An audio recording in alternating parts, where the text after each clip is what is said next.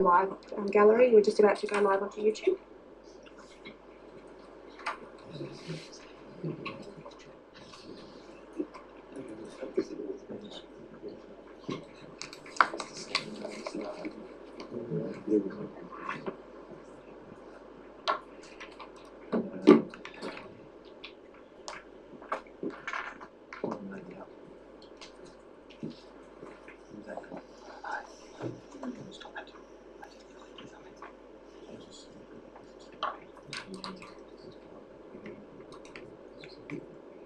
No, stop that, John.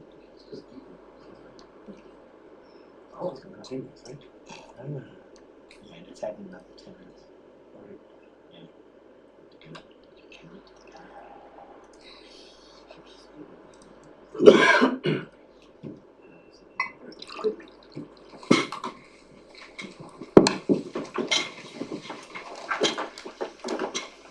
Good evening, everybody. Welcome to the Ordinary Council meeting being held in the Coo room, 22nd of July, 7 p.m.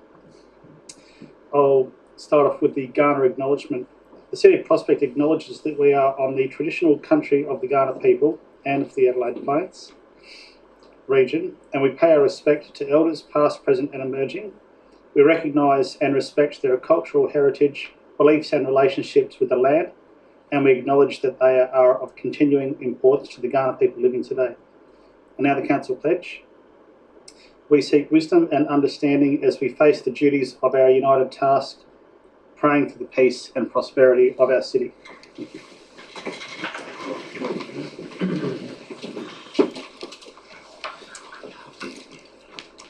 Item 2 on the agenda, on leave there are nil.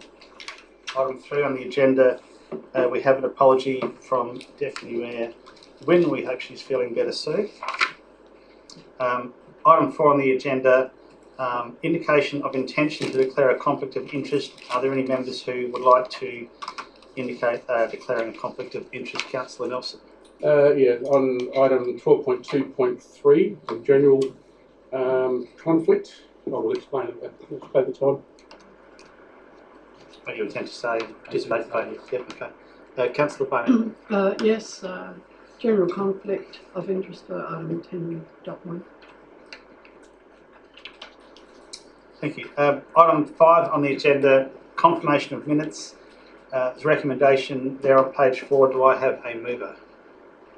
Councillor Nelson, would you like to speak to the motion? Do I have a seconder? Councillor Wynne, would you like to speak to the motion? Yes. Let's put that to the vote. All those in favour? Against? Carried unanimously.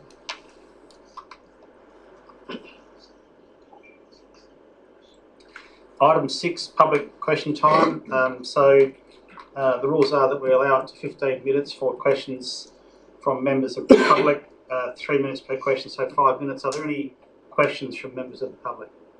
If you'd like to approach the table and state your name and suburb for the purposes of minutes. Emmanuel Picius, resident of Prospect. My question is, Mayor, the councillors, when statements are made by councillors or the council regarding financial matters, should the ratepayers expect them to be reasonably accurate? Yes or no? I'll answer the question if you like, and Okay. if I need to take more than a yes or no, I will take more than a yes or no. Yeah. So basically my question is this. At the last council meeting, there was a statement made that the council had purchased the ex-service station on Main North Road for $8.3 million. It was also stated that now the valuation of that property is worth $12.5 million. My concern is that that is a way over exaggerated valuation, and has the council endorsed or gone to tender to have that valuation properly done, or is that just or tabled to the councillors of that valuation, and is that available to the public, or was that valuation carried out by an independent councillor or a councillor on his own accord? Because the figures, unfortunately, which affects also developers like myself, the ex-service station, sorry, the Jeep place that you used bought $5.3 million. So you're referring to the service station, or No, you're no, referring no, to the sorry, I made a because you mistake. said service you station paid, twice. yeah, sorry. So can The you council paid, yeah, Can you just confirm what you're talking about? Right, the please? council paid $8.3 million for the Jeep place. Not the service station. Not the service station, no. So we're sure on that? That's right. So what my question is, at $12.5 million valuation, which makes it way over $2,000 per square metre, how can that be accurate when the Caltex service station recently went into expression of interest, and I can tell you now it's going to be between 1,600 to 1,700 square metre, So which was just recently. What's the question, please? Is there any evidence of this $12.5 million valuation, and was it commissioned by the council to get that valuation? So your question is, just to confirm, was there a formal valuation undertaken By the council, by the council? or the councillor that Which made that councillor? statement? Or I refer to Councillor Jason. He made that statement that there's a $12.5 million valuation on that property at this stage. Okay, so see, I think the question is, was there a formal valuation carried out? And maybe the next part of the question might be, has that got any impact on the work that's been done so far, putting forward where we're at with the PLP master plan project? So, through you, Mr. Mayor, no valuation has been undertaken by council on that property since we purchased it in 2023. Mr. Pearce, can you confirm that? No formal valuation? Yeah, through the Mayor, I can confirm that there's been no formal valuation. However, the feedback from the market from a couple of different sources would indicate that the approximate figure that has been suggested would be around the mark. Thank you. Through the mayor then, if that is correct, then why just recently, a couple of sites on Main North Road in the service station is between 1,600 and 1,700 square metre? 3 minutes are up, sorry. Thanks. Are there any other questions from the members of the public? Would you like to come up to the, just come up and just name and suburb for the purpose of the record, please. My name is Janet Wegman, Prospect, Mayor and Councillors. I'm just wondering, up to the 30th of June, what is the exact amount that's been spent on consultation from the Prospect Lifestyle Precinct to consultants and also to any other authorities that are involved in the project, including total amounts that have not yet been paid? CEO might see if you might take that one. On consultation. Mr. Pearce, I think we're going to have to take that one notice unless you've got that figure in your head. Through the Mayor, the amount that has been spent on Prospect Lifestyle Precinct in terms of both staff salaries and consultants to the end of the financial year just passed was in the order of 460k. It's the end of June. Yes, that is not the budget for this financial year, but the question was about what was spent, which is 460, a little less actually. Is that including any outstanding invoices that have not yet been paid? I would hope they've all, through the Mayor, I would hope they've all been paid, and certainly we have ensured that all of our end of year financials have been appropriately dealt with according to the council policy financial expenditure. You're not anticipating any carry forwards from the PLP budget? 465. It's a little bit different to the figures you've been quoted. I know, it's not, but that was the budget assigned for. In fact, it was a little less than the budget assigned for. Well, it was mentioned at a previous council meeting that it was $1 million. CEO's just finishing off answering your question. Yeah, I'm not sure what figure you're quoting, but I can assure you that if you go back to the budget for 2024-25, I think it was 57. 457 was the budget. And then there was a budget review adjustment, if I recall correctly. And for the next financial year, the figure is in at 800, which would over 800, which would have been the 1.4 million potentially that you're referring to. But that is not yet expended. That is for the next financial year, FY26. Thank you. Are there any other further questions from members of the public? We've got time for a couple more, if you wouldn't mind coming up. You know your name, but just for the purpose of Paul Curtis. exercise, and you're a Prospect man. Prospect resident, yes. So 3 minutes. Cool. From the June council meeting, we saw that the preferred master plan was endorsed. despite a large negative response through the consultation process. So, as I understand tonight, you're going to be talking about a code amendment and a land revocation. So, that also requires consultation. So, what percentage of the community, if they were in the negative, would you need to have to reconsider this code amendment and land revocation? Or would you proceed regardless of the consultation process?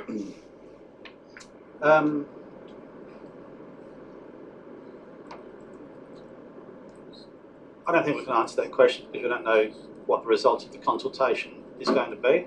But given our track record of carrying out extensive consultation, there'll be plenty of opportunities for the public to have their say, and we'll really need to wait until that information comes back to us, it's organised, catalogued, summarised, and then the elected members will be able to take that into account. Can I ask a follow-up question? Yeah, you've got time to say Okay, so there's no specific percentage. If you said 30% were against it of the prospect community or something, there's no actual number. You would just consider it on its merits, is what you're saying. I might ask the CEO a question on that because ultimately I don't think it's necessarily us who will be making the decision. Is it the minister who makes the final decision? Through you, Mr. Mayor, there's a range of steps to go through, many of which are outlined in the report tonight to council. So I would encourage residents to read it. But the steps are many, and yes, the ultimate decision will be made by the department. But of course, we've got to get it there first. Yep. I think the question of consultation, as you say, is a difficult one.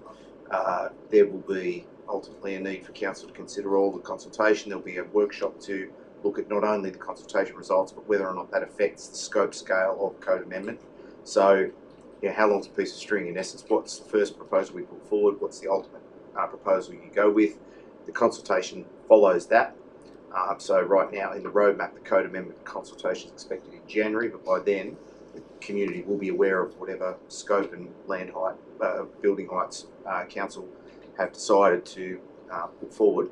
So it's all laid out in the report, but of course, it's theoretical right now to determine what any individual council might decide based upon consultation results that we have not yet seen for a code amendment. We don't know how big it's going to be, so tough question to answer, I think. Okay, thank you. Thanks. We might have time for one more. So, are there any other questions? So, just name and suburb, please. Prospect. What I'd like to know, something that was mentioned at the last council meeting, that we've gone from the second highest ratepayers to the fifth. I'd like to know which councils are the four that are above us. Thanks for the question. CEO, you're across this sort of thing. You might have a solid answer. Working through that. My recollection, and I might lean on my executive to confirm this, Walkerville, Norwood, Payneham, St Peters, Burnside and Adelaide Hills are all paying higher average residential rate than Sydney Prospect.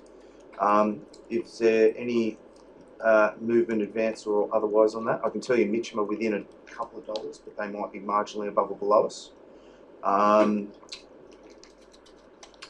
Lisa? Through the chair, we're currently looking at collating information about the metro councils to see where they've landed, and we're just waiting for that information to be posted on other councils' websites to be able to pick it up. It is difficult because not all councils publish average residential rate, and because the property values and rate per dollar are different between councils, it's sometimes a little bit of a vexed discussion, but based upon recent reporting in the Advertiser, that's the information I have. Thank you. Thank you. I think we've probably run out of time, so thank you for those questions. Moving on to item number 7, petitions Sarah Neal. Deputations, there's a deputation from Stephanie Ferretti representing Christmas in Prospect. Stephanie, would you like to come up and take a seat if you like, and name and a suburb for the purpose of the minutes, and then I believe we've got a presentation. Just a reminder, you've got 5 minutes. I'll give you a 4-minute warning, and when you're ready to go, you can get underway. Beautiful. My name is Stephanie Ferretti and I'm a Prospect resident and local business as well for the last 10 years. I'm speaking on behalf of the Prospect Christmas Committee with the passionate plea for a request for an increase of community grant funding for the 2025 Christmas in Prospect project. And I say good evening to you and thank you so much for the opportunity to speak to you today. I'm here with a full heart to talk to you about how much our loved Christmas in Prospect project, a celebration that has become something very special to within our community. Firstly, I'd like to extend a heartfelt thanks to the Council for your ongoing support since 2022. Your generous contribution helped us bring to life a vibrant and festive community celebration, making the 2024 Christmas Fair on December the 8th such a wonderful success. You believed in our vision, and because of your belief, thousands from all walks of life and visitors from surrounding suburbs came together to experience a joyful, inclusive community event along Prospect Road. With your support, our little city was transformed into a festive wonderland. We filled Blackfriars School with cultural performances, local choirs, music by the Incredibles Band, showcasing a wonderful display of community spirit. There were markets featuring local makers, SA small businesses, incredible food vendors, free kids activities, a spectacular traditional lion dance, a memorable car show, a display of emergency vehicles, a stage full of performers, music, and of course Santa himself. It was a beautiful community day that brought more than 3.58k attendees, from young families, grandparents to local small businesses, volunteers and visitors around Adelaide. The atmosphere was vibrant, filled with laughter and smiles as local schools, community groups, emergency vehicles, the North Adelaide Football Club and our local government all joined in to create something truly special. We were thrilled to share that this Prospect event far and wide through a social media reach of 48.8k. We featured in Glam Adelaide, chatted on Radio 5AA, Radio Italian, and even had a positive feature on Channel 7 Weather Report, which helped spread our little city community spirit to even more South Australians. We worked hard to create an event that had something for everyone. The feedback was overwhelmingly positive and not about the fun of the event, but the sense of belonging it created. This event is more than a festive fair. It's a way to bring light, to lift people up, to support small businesses, to create opportunities to bring local performances and live music to our city, to give back to community groups, charities and volunteers, and to offer a beautiful experience for people who might not otherwise get to celebrate Christmas in such a meaningful way. This year we'd love to bring the Christmas Fair to Prospect Memorial Gardens with the strong support of Council with a traffic management plan similar to the North Adelaide Football Club and RM Williams Good Friday Festival for the growth of our project and to ensure accessibility and safety for all. Last year we made this happen with a budget of 30k with the strong support from the Council and our sponsors. This year we're on a mission to make it bigger with an expanded program and increase in community demand. The project funding breakdown would help us in the following areas: equipment hire, kids activities, traffic management, security, live music and entertainment, and all the other essentials to assist this event to move forward. 1 minute first there. Our budget for 2025 is 35k, and I'm here with a passionate plea to ask for an increase in community grant to 25k to bring this vision to life. We're not planning a festival celebration, we're building a momentum tradition for our community, one that brings our community together, supports our locals and leaves a lasting impact on our community for years. With a grateful heart, I thank you for your ongoing support, for believing what we're creating and helping making this Christmas project a celebration of all the wonderful things in our community. We'd be so grateful for your opportunity to grow this Christmas project for you in 2025. Thank you. Are there any questions for the Deputy? Any questions? You've done a magnificent job of explaining this Finish scenario. at 5 minutes. I rehearsed that many times. But we'll let you have that one. Oh, sorry. Yes, sorry, thanks Sue for the presentation. It was actually a request to bring forward 12.2.3, the motion, so it can be decided whether. That's coming next, Councillor. Oh, okay. Yeah. Thanks, thanks for the support. No worries. Okay, so I don't think there's any questions by the looks of it. Thanks for the presentation, Steph. Thank you for your time. So, as was foreshadowed by Councillor Backer, I'm seeking leave of the meeting to bring forward item 12.2.3.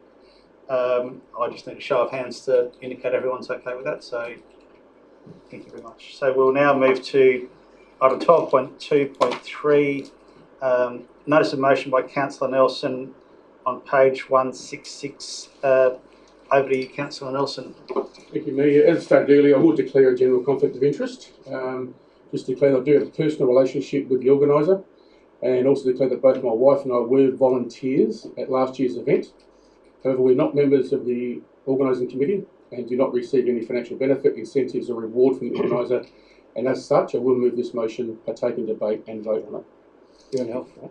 Sorry? You're an elf? I am. Yeah, yes. I think it's important for the public record. Correct. Elf. So first of all, thanks Steph for your deputation. I think that gave a really good insight to the event for last year. I will take the motion as read by everyone. So touching on some of the main points from Steph, last year's event exceeded all expectations and saw nearly 4,000 people attend. Similarly, we saw just over 6,000 people attend the Good Friday event, of which the organisers had a joint partnership with North Adelaide and R.M. Williams, and that was the driving force behind moving the event this year to Memorial Gardens. I've been told the organiser has completed all the acquittals from last year and provided a cost breakdown expected for this year, which we saw in the presentation. I'm aware of the existing budget for the Christmas activation, and if I recall correctly, we funded last year's Christmas in Prospect event as a separate item due to its scale. So to alleviate the need for a revocation motion and reallocation of funds, I consider it more efficient this year and more suitable to fund this event from our current surplus. In my opinion, the community benefit for this event is sound following last year's success, and if council were to hold a similar event, I would estimate it would cost ratepayers considerably more than $25,000. I think between the deputation, the cost breakdowns and the justification in this motion, supporting this event will go a long way to providing a great celebratory event for our community, and I hope you'll all support it. Thank you, Councillor Nelson. Do I have a seconder? Councillor Stanton. Yeah, I'll second it, but I also will, like Councillor Nelson, a general conflict of interest. I was a volunteer on the day. I was one of the judges of the car show, but we just, you know, I have no problem seconding. I didn't get any remuneration or anything like that. I'm happy to second this.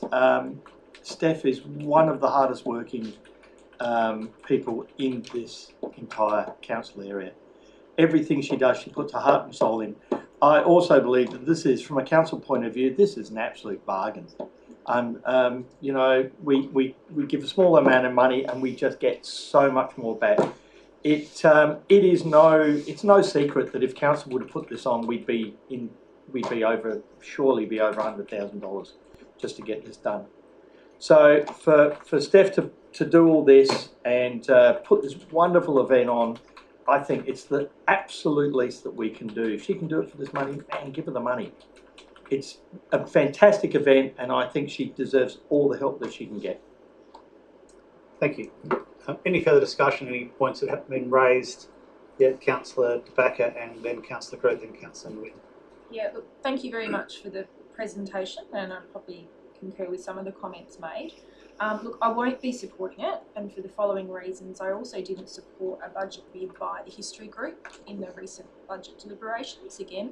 So because we do get lobbied by lots of individual groups, and I guess as a councillor, I sort of feel my role is in policy and strategic, and what we endeavour to do is have really good sound policy, so there's a competitive criteria, I guess, for delegating ratepayer money, because it is ratepayer money.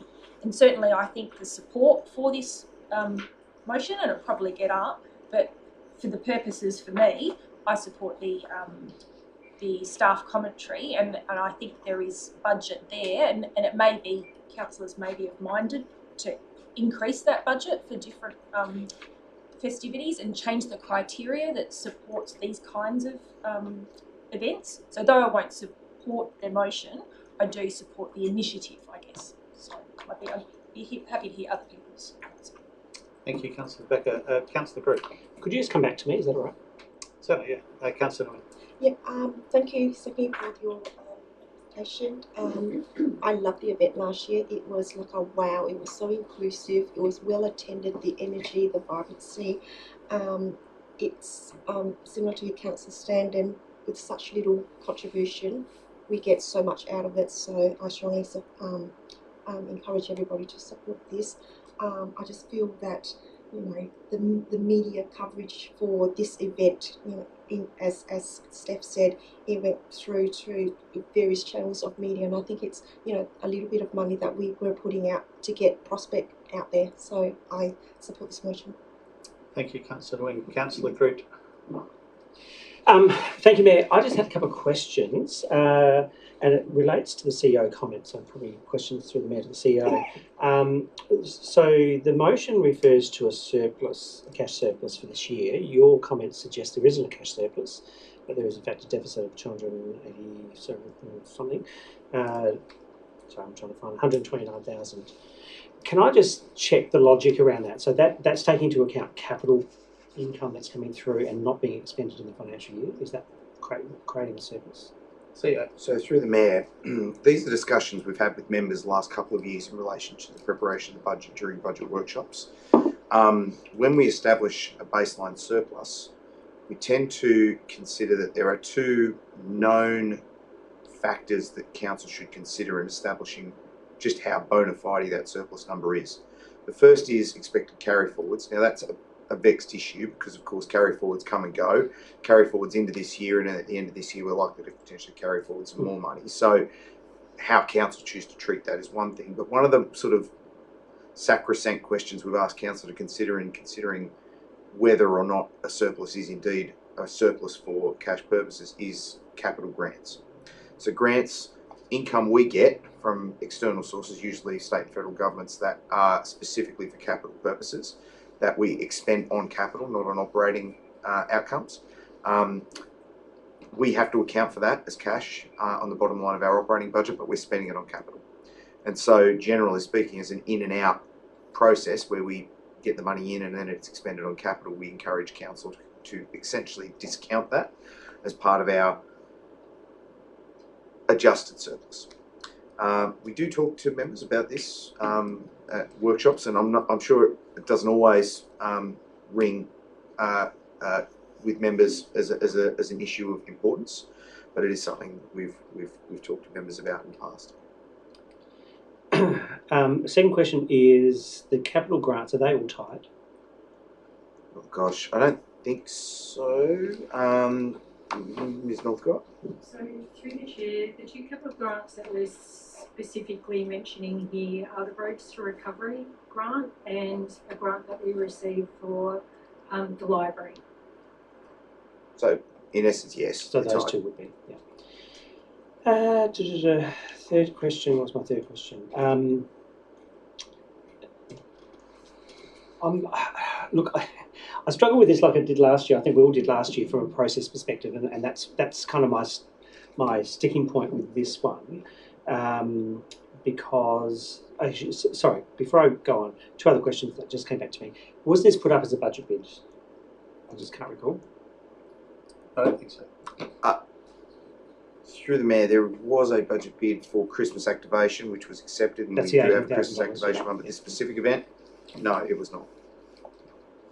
No, you're correct. I'm nodding at Chris. Oh, sorry. You were saying no, she was saying yes. The second question is, in terms of the $18,000 that we do have in the fund, is that likely to be fully expended by other Christmas activations? And what could be an example of what they would be?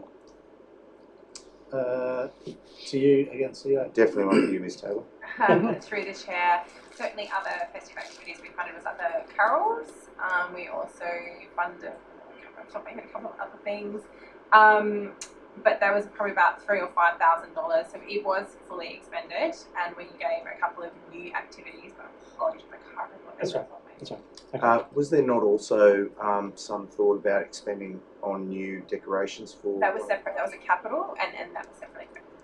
Sorry, my logic for asking that question is if the 18,125 isn't likely to be fully expended, we could net off the difference with the $25,000 that's being asked. So I agree with everything that's been said. It's a great event. I attended. I really support it. I think it's a great thing for Prospect. Where I'm struggling is that it should be a budget bid. We should be debating this in March, April, May and June, and then it's factored into the budget. And I know we had this conversation this time last year. I was trying to find the minutes because I thought we had something in the minutes from last time, or at least in the discussion about this when we probably here in July last year. I was just trying to find the minutes. I couldn't find them quick enough. So look, I'm really on the fence on it. I support it. I think it's a great idea. I'm concerned about the surplus deficit conversation. And I'm concerned about a process issue, which you probably heard me saying before. Thanks. You want to just give a quick brief summary of that? With your permission, Mr. Mayor. It was the 28th of May last year, Council, which where this was discussed. The reason we didn't cover this in CEO comment, though, was it was very clear that the Council was not intending to call upon the festive Christmas activation fund. But at that time, the discussion was, long story short, staff had brought a guideline to Council for consideration on how the fund would be dealt with through a competitive series of processes. The request for funding for this event was appended to that, and then Council essentially found that they would apply the dispersal of the funding in accordance with the guidelines that you adopted. But there was a note at the bottom that says, clearly states its intention that, if funded in future years, the Festive Community Activation Fund will be subject to a competitive process for funding. Of course, assuming that Council might fund that in the following year, which it did, and then that money should then be spent in accordance with the guidelines established. But that's the activation fund. I don't believe the Council is seeking additional funds for that, and as a result, we've interpreted this as a separate allocation, not subject to a competitive process, other than, of course, the debate tonight. Yeah.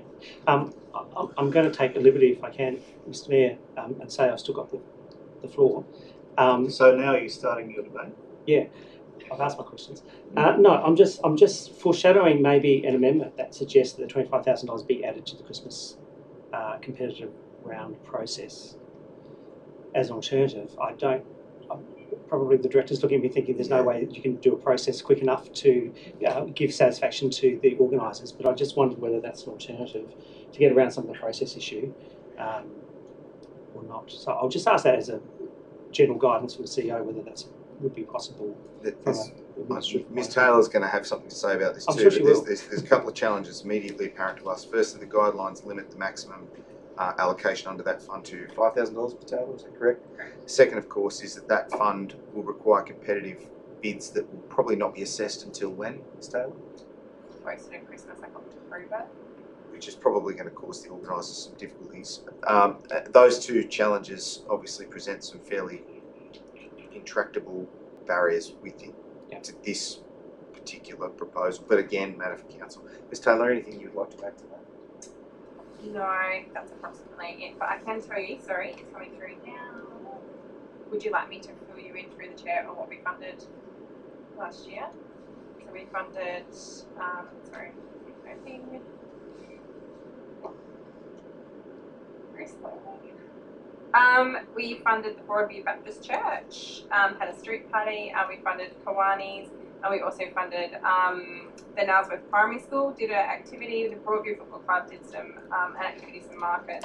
The Anglican Church and Broadview did called Voices of the World, a multicultural carol celebration, and we the Prospect Lions Fund. Okay, thank you. I won't propose an amendment. I would just say though that properly assessing Christmas activities in October is way too late, even for those small groups. But I'll just leave that as a comment. Thanks. Thank you. If there's nothing further to add, Councillor Barnett. So everybody wants to put their hand up. Yeah. Yes, I do have, wonderful event, enjoyed it, and the organiser, worked extremely hard, but like some other elected members, this is outside the due process. It really means for other groups that go through the process, through the activation fund, and then this is the third year that we've had this group come to us and ask for an increased amount.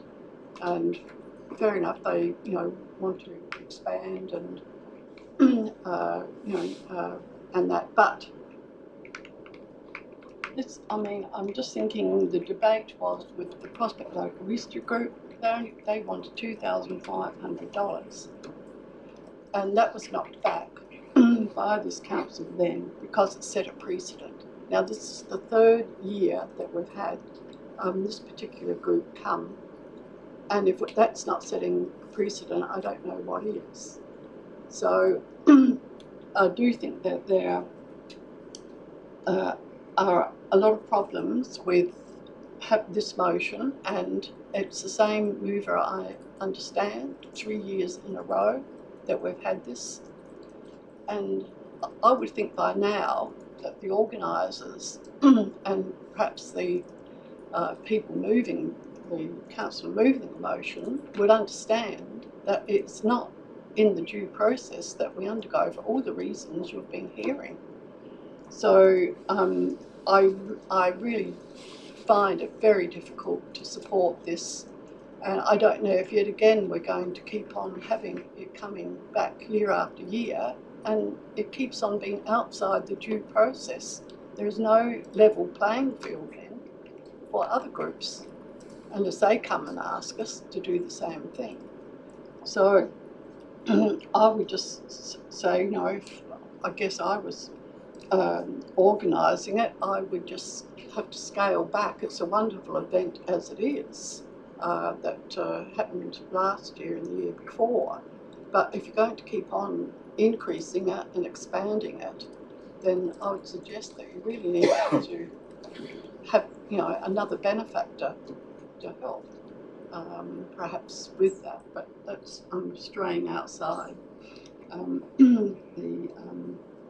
the debate in one sense. So, yeah, and I assume I have a question on about part 2, allowing the event to be held at Prospect Memorial Garden. So, question to the Mayor and perhaps through to staff. So, with the residents of Wilcox Avenue and Kintor Avenue that bear the brunt of most of all the things that are held there, would they be surveyed as if they wanted to go ahead?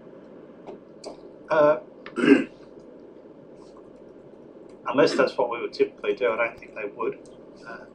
CEO, can you add to that? Sure.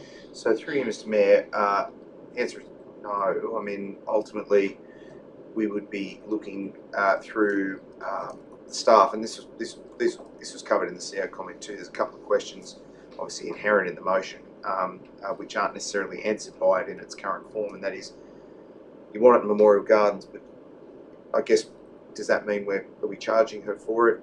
Is that coming from the grant, or are we giving her free use of the gardens as an in-kind additional contribution? Just something that would help.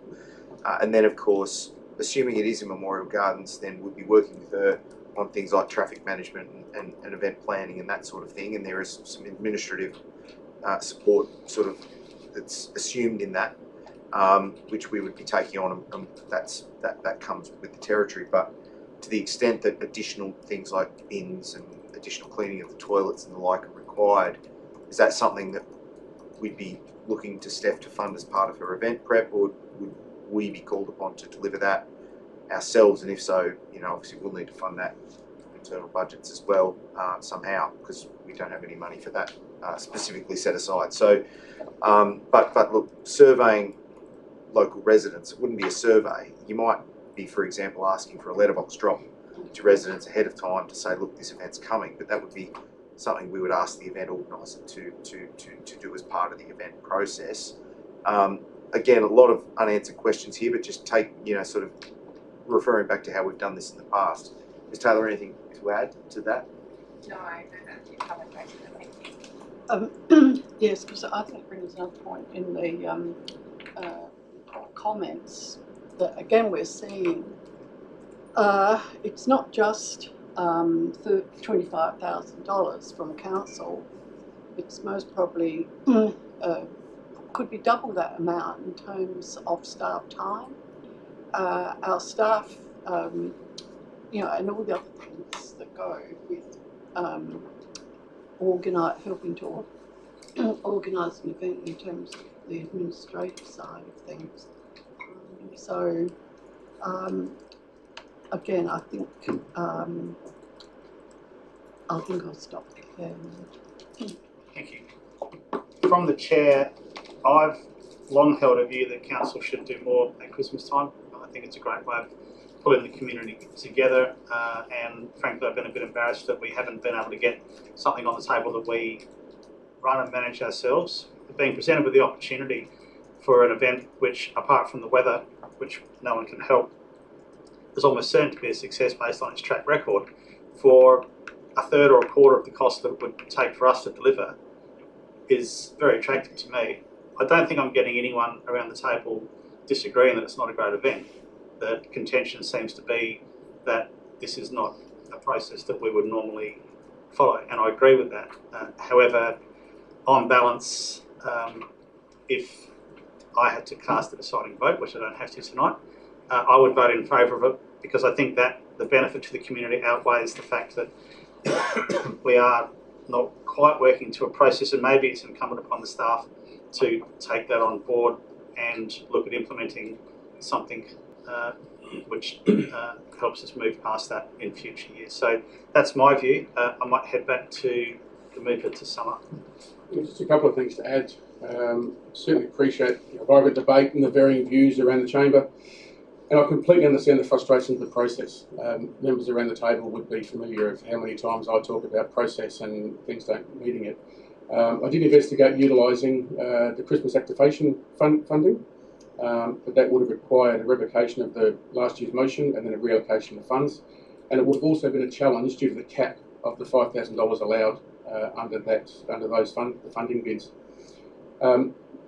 The point made by Councillor Groot regarding not getting a bid in earlier to be included in this year's budget, that was also a challenge because trying to obtain quotes, confirm partners, lock down your sponsorships and everything else just wasn't available in time for this year's budget. So this is the first chance that the organisers have had to actually get their final acquittals done, get the budgeting done, get everything done. So unfortunately, the way our budgets work, there just wasn't sufficient time to get it in there for our budget bid.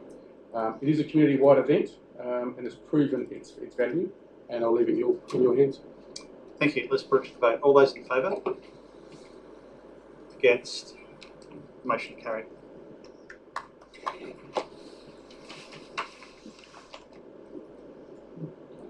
Thank you. I don't believe we'll be discussing this particular motion any longer. You're welcome to stay here, and you certainly brighten up the room in a nice way. But if you too much fun already. If you choose to leave, then we will hold that against you. Thanks for coming along. Good decision, guys. It's all for the community.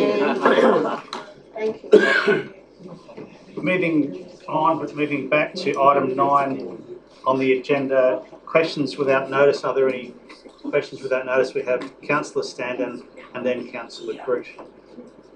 Yes, my question is for the Director Elena regarding the public water fountain in Nanuwera. I think it's been about a year since it basically failed, and I've been told many times that it's on order, it's coming, we're getting it. Is there an actual date of delivery and installation of this vital community asset? CEO. Mr. Elena. So in terms of the latest on this water fountain, I acknowledge it's been a bit of an ongoing saga, and apologies to Councillor Standen in that regard. Won't bore you with all the details, but we have some supply chain challenges. However, the latest intel is that it will be approximately 2 weeks, up to 2 weeks away from our supplier Civic, of which our plumber is on standby to install it promptly afterwards. So there's been some challenges with a component of the Thank you. I've seen the film Money Pit, where everything is 2 weeks, and I'll believe it when I see it. But thank you very much for the update. Thank you for the question. Councillor Group, you also had a question. Yeah, thank you. Although impressive, you can get a plumber in 2 weeks. It's pretty impressive. I had 2 questions actually. The first one is just in relation to the local government insurance liability scheme. And this relates to a particular resident who has a fence that's been damaged by roots caused by the street tree on the verge, which is our asset. The council's done some investigations, and it is a very large root going into a brick wall and a brick fence, and it's damaging it. I want to understand how residents can have some success through the insurance liability scheme, because this particular resident took that process to the nth degree, made the application to the insurance process, and was denied it in what looked to be a fairly standardly written letter that most residents, I suspect, get asking the same question.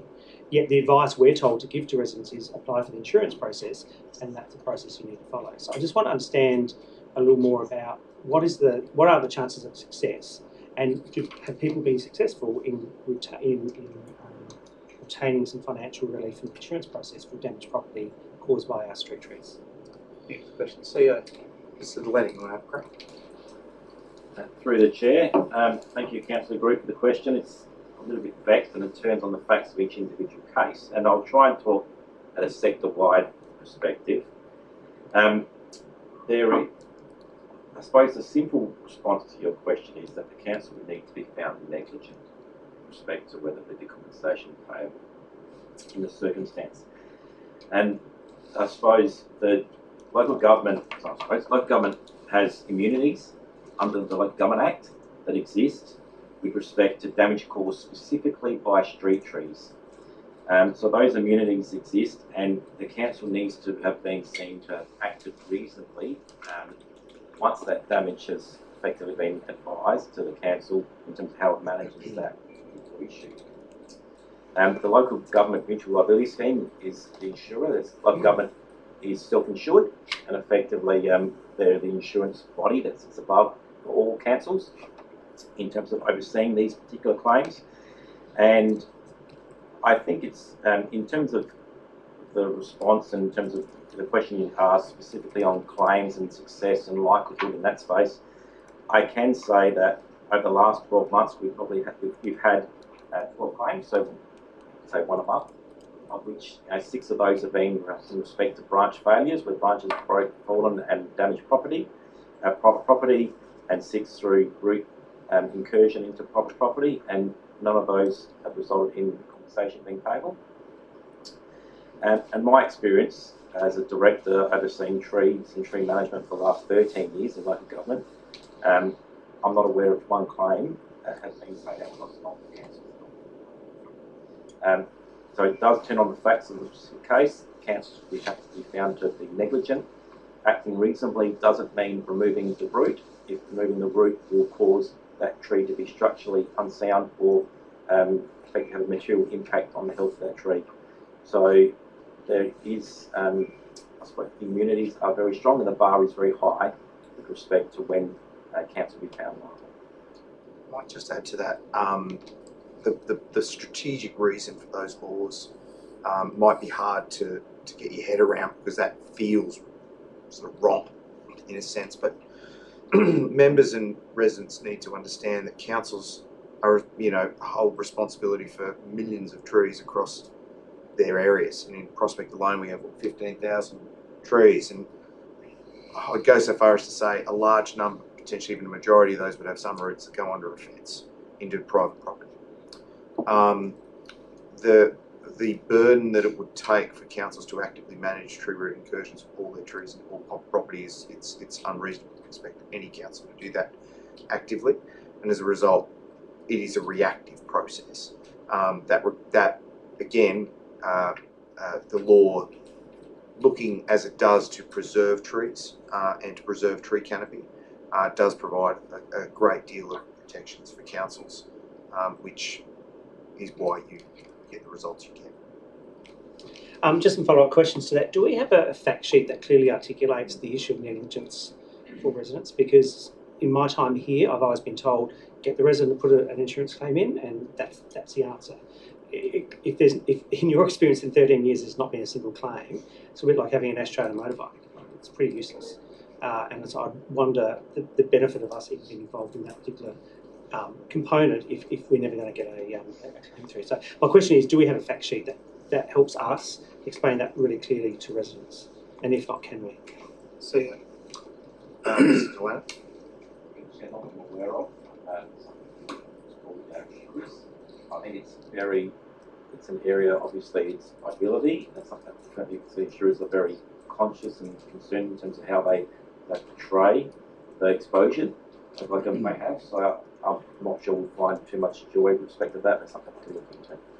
Just to add to that, again, it is worth noting that once a claim is made, we subrogate our rights to the insurer, and the insurer is very clear that we can't speak about this, and indeed it's very important that we don't make any suggestions as to liability or otherwise until the insurance company's gone through its process, which, as we've discovered, can be repetitive and often, in fact, almost always the same result.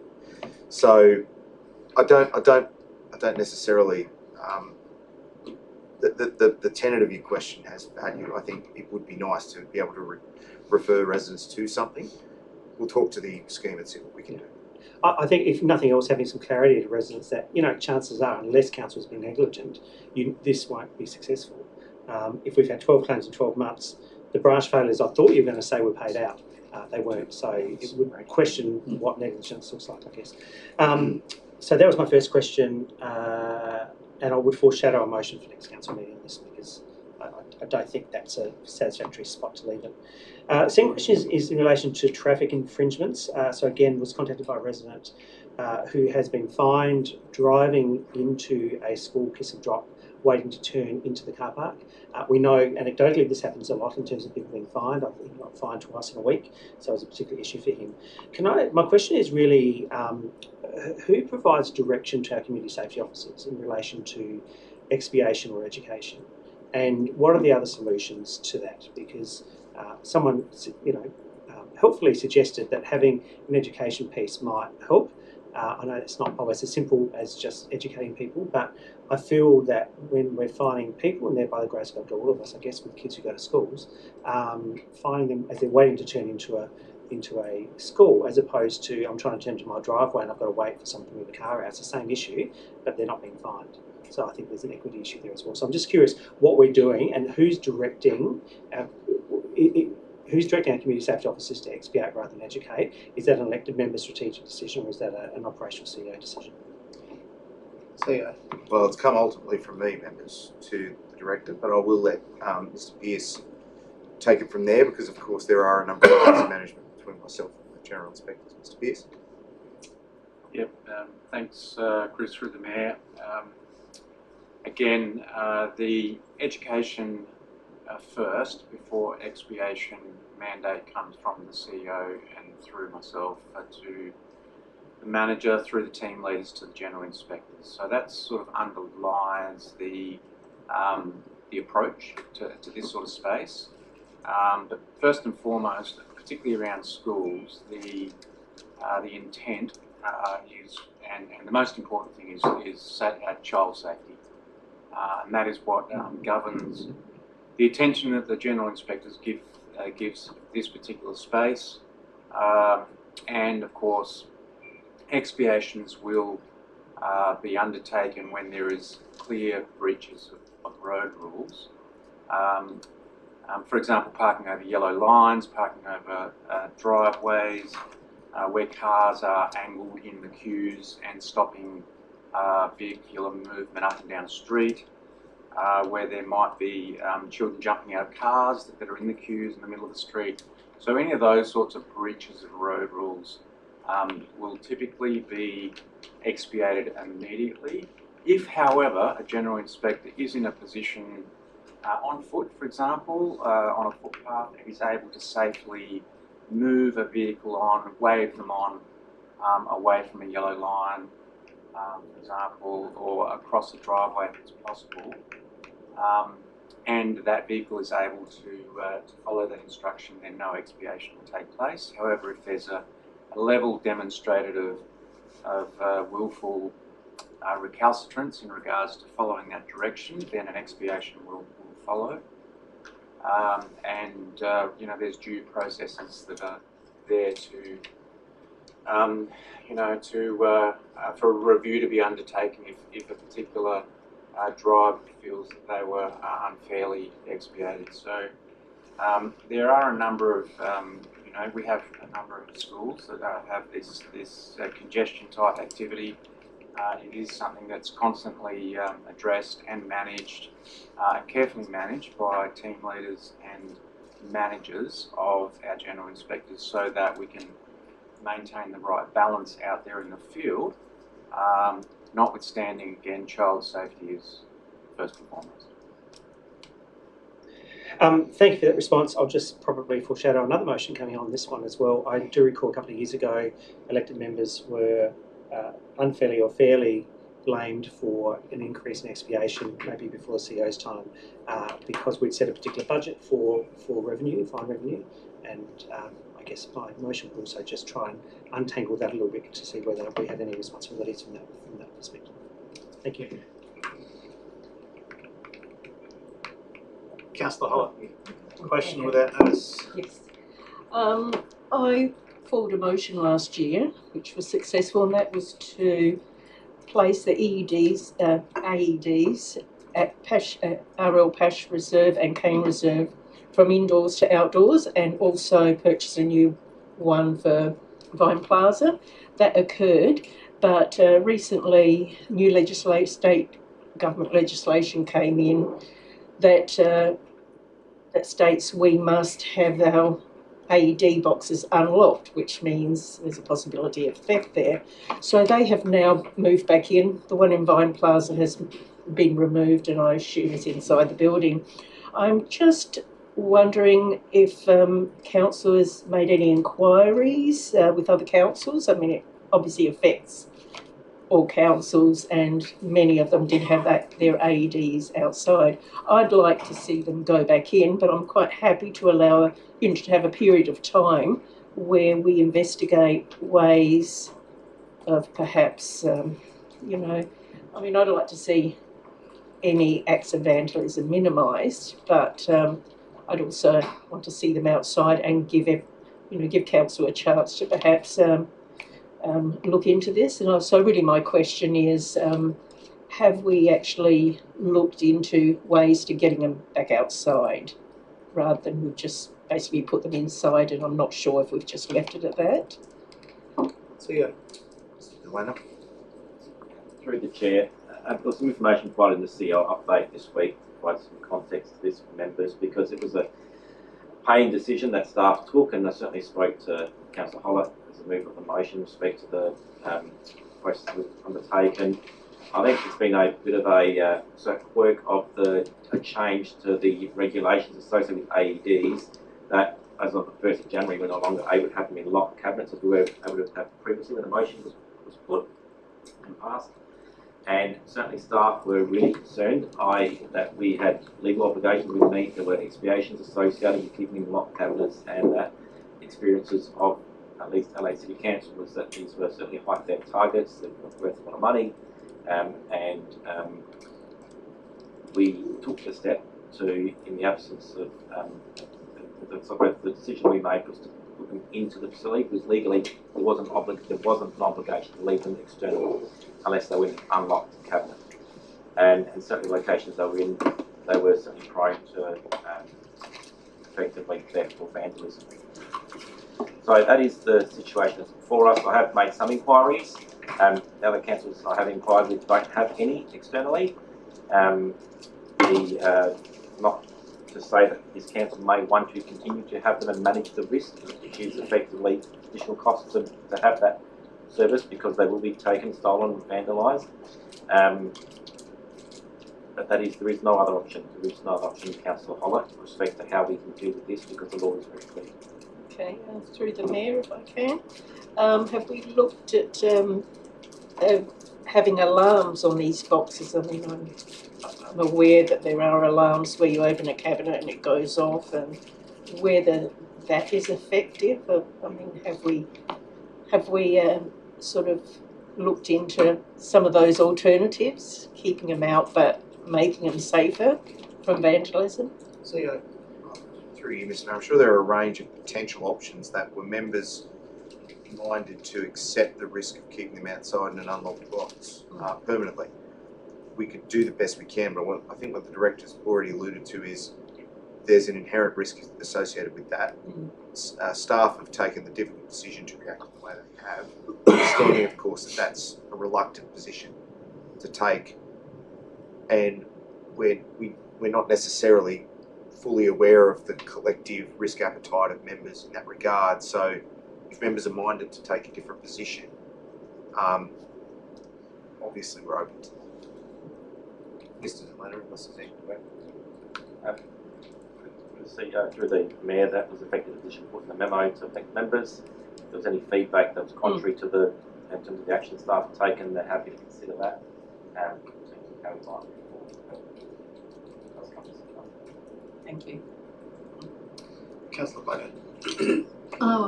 So I'm just conscious of the gallery sort of waiting, and just wondering, questions without notice are meant to be just that, and I noticed that we seem to be straying a bit from that, and have a lot of explanations and discussion in the pros of asking the questions without notice. Is that a question? Right. That is my question about why aren't they, being more questions without notice rather than lots of explanations and chat carrying on. From what I've observed, there's been questions and there's been detailed answers given each time we share what the elected members are looking for. So I don't have any concern. It might be better to also encourage elected members to put forward questions with notice, such that they can be tabled and answered beforehand, and that way we can truncate down the amount of time spent on this. So that's my only suggestion, but I've been happy with the questions that have been asked and the answers that have been given. It shows that the staff know what they're talking about, that they're able to provide a level of detail without taking them on notice generally. So, with respect, it wasn't the answers, it was just the asking of the questions, and then the person asking the question continuing on to talk about things. Noted. Yep, thank you. Maybe there's one more question. I'm a bit scared now. I don't know. Well, that'd be a good short question with an easy answer, yes or no. Why is the sky blue? So my question is going back to the AED, and thank you, Councillor Hollick, for raising this issue. Just two brief questions, happy for them to be taken on notice. One is, do we have any hard evidence about theft or damage to AEDs in local councils? Because my experience in my previous role was that more often than not they don't get stolen or vandalised, and there's tracking software that can be involved in that too. The second question is, there is a resident who lives quite close to Nailsworth Community Hall, who's a very long-term first aider, and would it be feasible for him to have a key to the hall to access the AED, should he get called out through the Good Sam process to provide first aid to somebody, and he can go and get the DFib? I think he's got it on 2 occasions to respond to a first aid emergency through the Good Sam process, which I presume you will know about. I'll explain later because I'll be brief. But yeah, is that possible? We could actually give a resident a key to access it. I think we'd need to take both those questions. Happy for them to be taken on notice. Yeah. And I'm sure that the staff noted those questions. Thank you. Given that there are no further questions with that notice, I'll now move on to item 10, reports for decision. Item 10.1, Prospect Lifestyle Precinct Phase 2 Roadmap Code Amendment, Community Land Revocation and Community Land Management. And before we look at the recommendations, I'd like to invite the Director for Growth and Development to table to briefly run us through the updates that have been made to the recommendation. And I suspect briefly means about 3 minutes. Director Pearce, if that's satisfactory. Sure, I can be quicker than that, Mayor.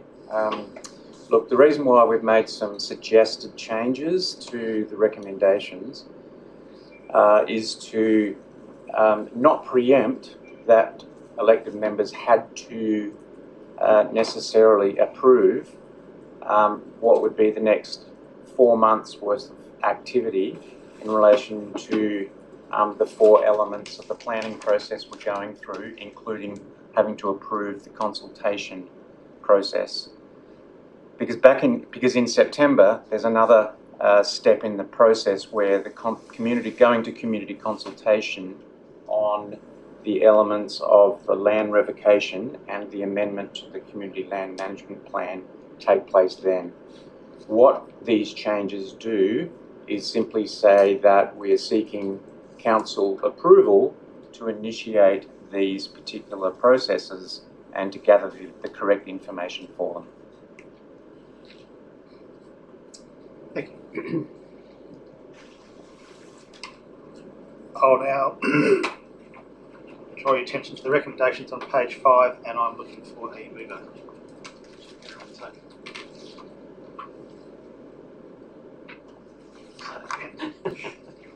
I'm looking for a mover to get it on the table so we can debate and discuss the relative merits of the recommendations. Councillor Nelson. No one else will. I'm happy to.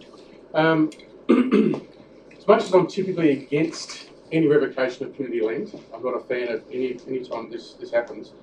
I think the contents of the last 2 weeks of briefings, the updates that we've had, I'm convinced that this action is for the greater good and the community will benefit greatly from this action. So I'm happy to support it. Thank you. Do I have a seconder? Councillor Nguyen, would you like to speak to the motion? My understanding is that this is not going to put us in a position where we have to commit to anything. I just believe that this is a process that we have to go through to unlock some of the future steps we need to do. So I'm happy to support this. Thank you. Any further discussion? Any points that have not already been made? Councillor Drew. What a surprise. So a couple of points that haven't been made yet. But first of all, I would ask if you could take them in parts. If that's possible. Thank you. So my concerns are relating to some process issues within the report, and maybe even I'll be as bold as to say some of the language that we use in the report in relation to consultation. So I'm just trying to find my notes. So on page 11, it talks about task efficiency and looking to how we can save time, opportunities and ways to improve task efficiency. I guess my comment there is that I'd want to make sure that's not at the expense of proper process and ensuring that we are consulting with our community, because to Councillor Nelson's point, you know, land revocation is a huge issue. It's something that we don't do often, something that we do very reservedly, and I want to make sure we've got a really due process and proper process to talk to the community about that. So that's my first comment. My second one, it's a very long report. The second one, and there's an example of this on page 21 of the report, it talks about consultation fatigue and how much consultation we'd need to do under the policy that we have here at Council. My concern here is that we are consulting on something very different to what we've consulted on before, and I think through the report there's peppered in there language around we've already consulted, we've done lots of consultation, everyone's tired about it. The fact that we've still got, albeit a smaller gallery here tonight, but we've still people who are interested in this process shows that I don't think we should hide behind we've done lots of consultation, so therefore we should try and truncate what we are going to do and not do it as per our policy, but do it as legislative minimums, not even maximums, but minimums, and also do it concurrently. Concurrently I can kind of live with, I think that makes sense, but certainly trying to reduce it on the basis that we think people are fatigued or that there's a lot of it or it's going to create more work for us, I don't accept that argument whatsoever, and hence the relevant recommendation I won't be supporting tonight. I think that goes on to talk about community sentiment, and I don't think we've got a clear view about what community sentiment is in terms of these particular issues that we're dealing with at the moment. So again, going back to my point, we've consulted on the project at large, we haven't consulted on these specific things for this specific purpose. I recognise that this has to go to the Minister for approval. I'm not a minister, but I imagine he, in this instance, will be looking for proper process and good process. I don't think we have to rely on the minimum processes as part of this. We can rely on the best process. And we've spent a lot of time over the last couple of years refining our consultation policy. It's a policy for a reason, and there are always times that we don't that we override our policy or we look at some variation to it. I just don't think this is the project that we should be saying, to hell with the policy. We're just going to do what we have to do from a minimum perspective, from a legislative angle. So I won't support some recommendations in the motion. I think there are some that I will support in terms of going through, starting the process off. We have to because, by majority we've agreed to go ahead with this project. But I'm just really concerned about the message we're sending to our community. If we say we're going to do the least amount as possible and we're going to do it in the quickest time frame because there's a lot going on, I just think that is the wrong message. Thank you, Councillor Brett. Any further discussion, Councillor Beck? Yeah, similar comments to Councillor Group.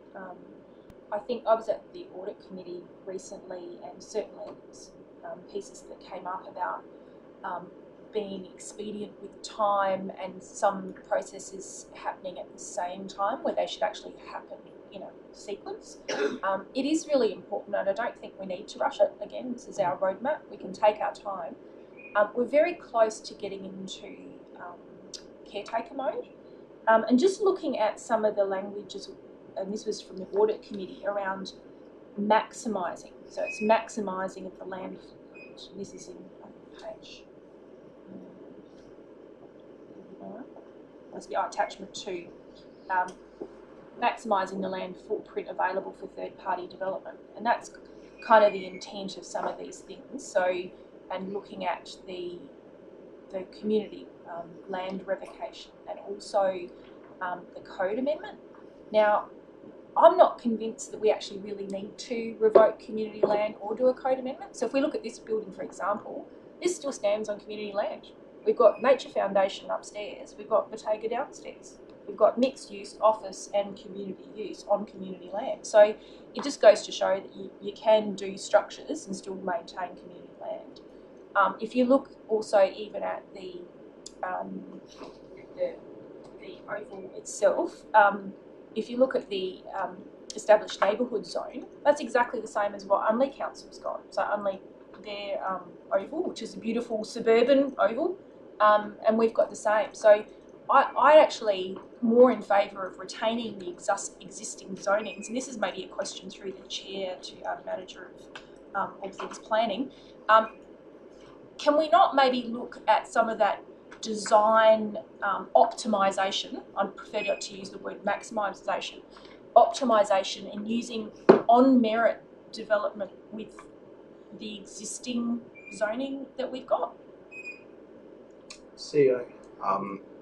Through you, Mr. Mayor, I think that's a matter for you to consider, Councillor, in debate and as part of your vote. I mean, the staff have worked through multiple workshops with members. This report is informed by the feedback we've received through those workshops and the guidance of consultants. We understand there is more than one way forward, but this report is focused on the feedback we've received from you, from the community. It follows the adopted master plan. If you're minded to not support that, then I'd encourage you to vote against it. Okay, so I just want to articulate it because it's a very technical report, and we have to be mindful that we are trying to articulate something quite technical. And again, in our consultation as well, so we don't have any pictures of what this means in this report, but in essence what it means is looking at code amendment is to do with height. We haven't decided on heights yet, but it changes the limit. So my understanding, and this is why I was wanting to ask a question through the chair, is that on merit you have levers. So if the design is of value, you can say, okay, well, we can change the shape or the height or whatever because it's of value. Whereas if you're just changing the height with a code amendment, you don't necessarily have those controls and the notifications change. So that kind of thing. So I guess I'm not convinced that we actually need to do the land revocation and the code amendment. The other thing is, I suppose, strategically looking at the roadmap, it has to go to the state government to decide before an election. And if you look at Walkerville Council, they had some certainly contentious, quite political developments. If we retain that and we work with the existing zoning, we can actually just get on with business. We don't actually have to depend on the state. So probably for those reasons, I won't be voting for some of the points. But I understand the aspirations of the council, but ultimately, in this, you're giving the decision to the state, who may not vote for it, and that's a possibility we need to consider. Thank you. Councillor Stoughton. I have a question more than anything. So, if point 4 regarding the consultation, if that was to be voted down as a point, what would the default consultation then be? Would there be no consultation, or is there a default of 4 to 6 weeks or 6 to 8 weeks? CEO. I'm just concerned if So, through you, Mr Mayor, it would revert us back to our policy-based position, and we would need to adjust the roadmap and probably add how many weeks, Mr Taylor, Mr Pearce? I might defer to Natasha on Soames.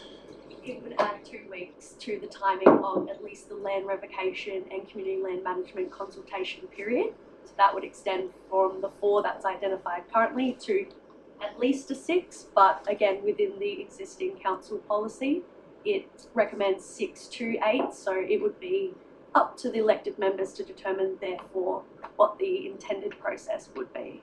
And would there be any flow-on effect to what council meeting we hear for decision? Would that push us into January? No, not necessarily, but it would require the internal workings and the internal team to have turnarounds much tighter than what's existing. But I do believe there would be still at least a 3-week to 4-week turnaround before the December council meeting, which is where we initially identified we'd be bringing those items back to you.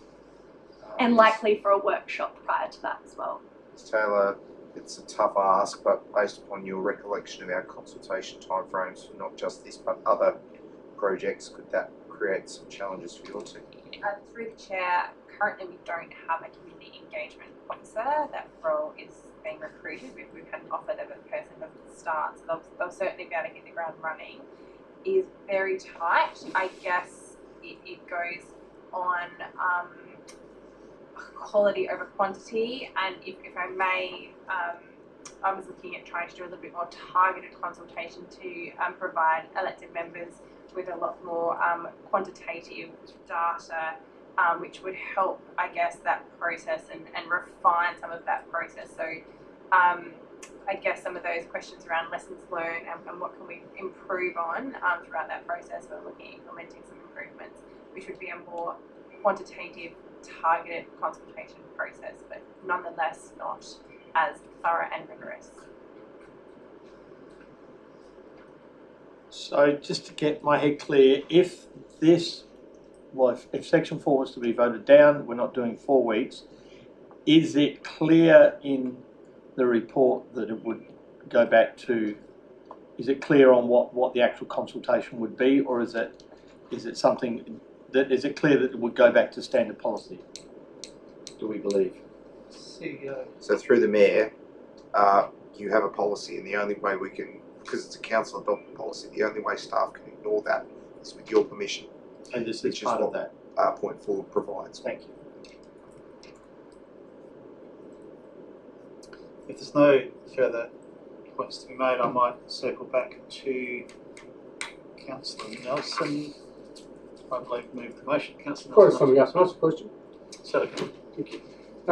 Through the last 2 weeks of our briefings, I know there was a discussion, discussion regarding the method of consultation we're going to use for this one. And there was a discussion around the individual residents receiving a dedicated letter with a dedicated code of how to respond. Is that the way this consultation is going to be undertaken?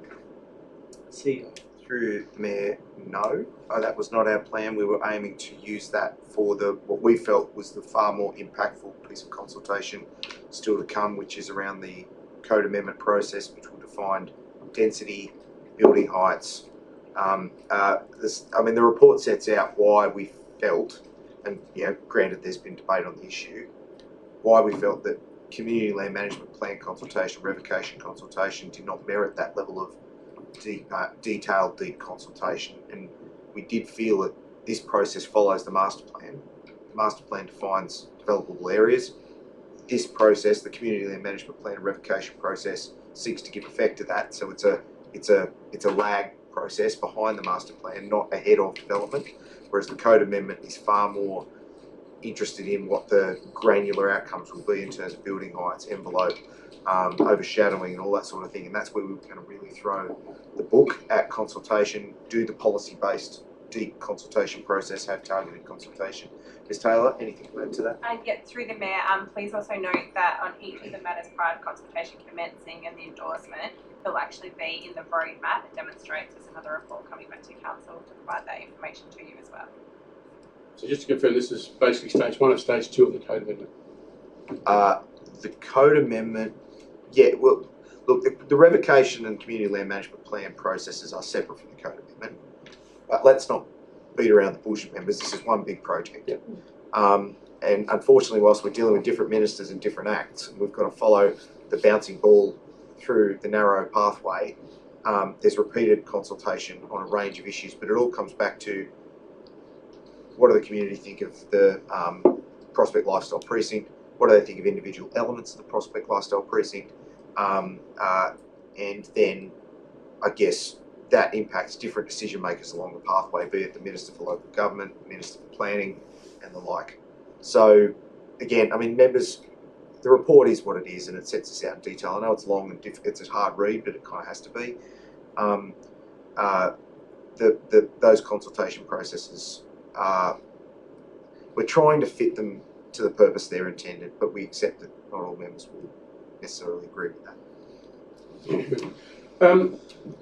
So in summing up, yeah, look, I think when I read through this, obviously there is a lot in it, and I didn't really have too many issues with it. Obviously, we've supported the master plan, given that the direction. My main concern was regards to obviously the code amendment that we look at when we're talking about heights and densities. That one we want to make sure we reach as many residents as we can, and get as much feedback as we can. I think when it comes to community consultation, if I have a look at some of the data that I've seen in the past, those who are going to respond will respond pretty quickly. If you're sitting in their mailbox for any more than a couple of weeks, we're going to make the responses anyway. I don't have too many issues with the consultation.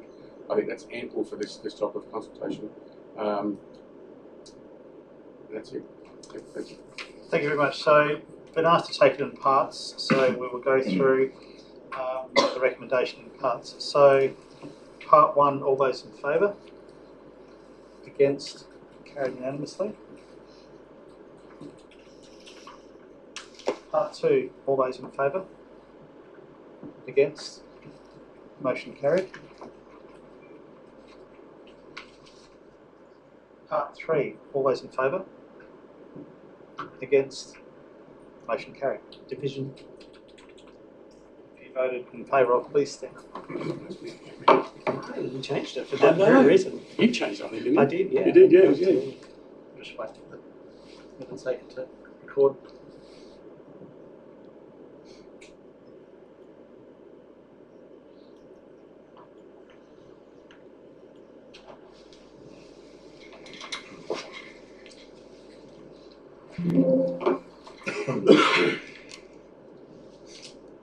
Part 4, all those in favour? Against? Motion carried. Division.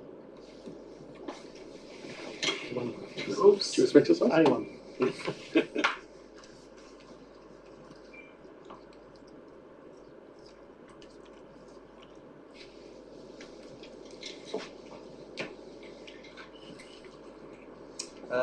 Sorry, I think you've got me noted as against there.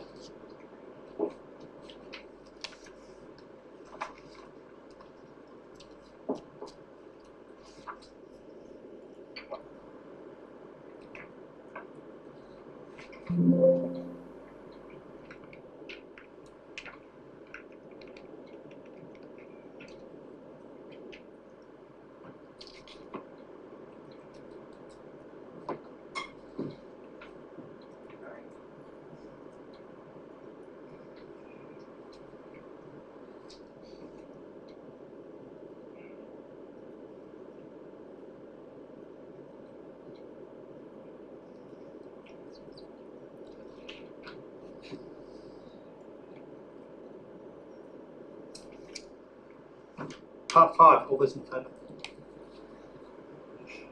Against? Carried unanimously. Part 6, all those in favour?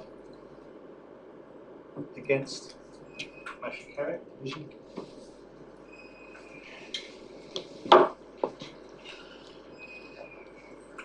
Yep.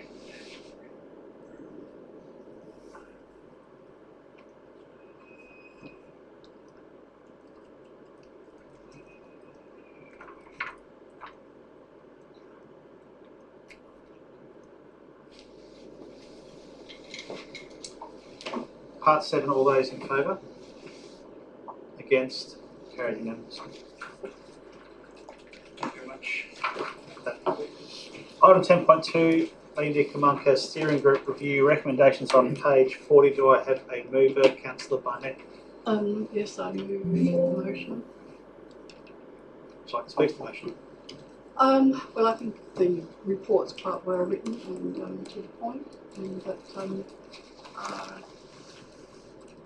there have been reviews by the group, and so we're moving as outlined in the motion and the report.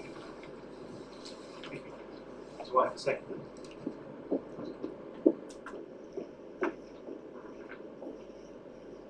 Councillor Stanley, would you like to speak to the motion? No, I think it's all been said. Given that I don't think there's any more, get one more. Sorry. I haven't spoken yet. Well, I'm giving you the opportunity now. Wonderful, thank you, Ben.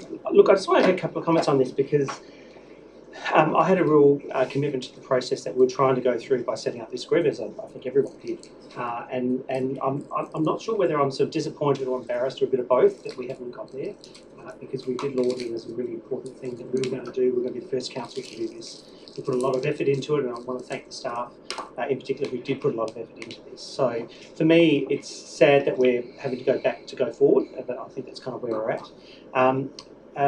I just had probably two questions. One is just in relation to the membership of the new group. Looking at census data, we've got about 155 people who identify as Indigenous in the City of Prospect. Is an expectation that people will live in the City of Prospect? I just want to confirm that. I think it does talk about it in the paper, but I want to confirm that they have to live here in order to be a member, or I believe it's live here or live adjacent, live close. I don't know if it defines what that means, but unless I'm mistaken, CEO, I think that's what we're going to be looking at with regards to the selection of potential candidates. Would you like Ms. Taylor to clarify? Yeah, unless I'm right, then we can move on, but if I'm wrong, then certainly welcome that. Ms. Taylor?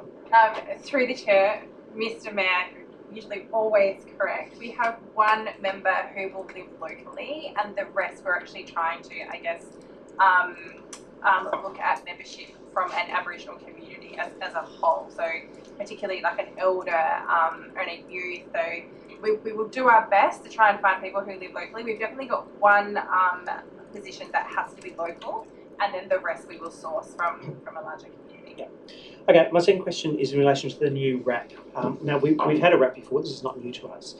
Is the intention to develop a reflect RAP in this process? So starting again from the beginning? CEO, Ms. Taylor.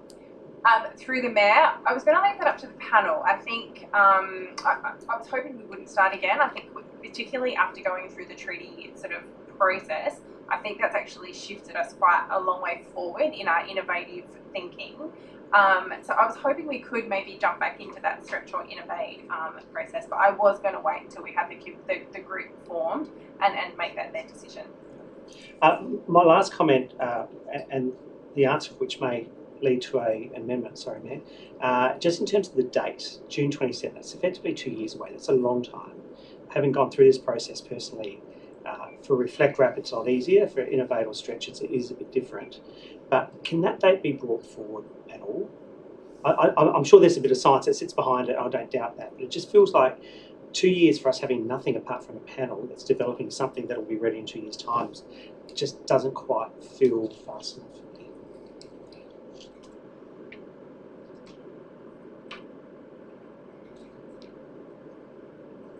I think that could be considered a variation rather than an amendment, so if you wanted to put forward... Could I check if it's possible first? Yeah, If it's not possible, I won't. I don't want to work contrary to the administration, but it just feels like a long time. Yeah, so, CEO. Before I hand this over to Ms. Taylor, I will point out that trying to rush anything through a First Nations reconciliation process is fraught with challenge. We've learned that lesson. Ms. Taylor?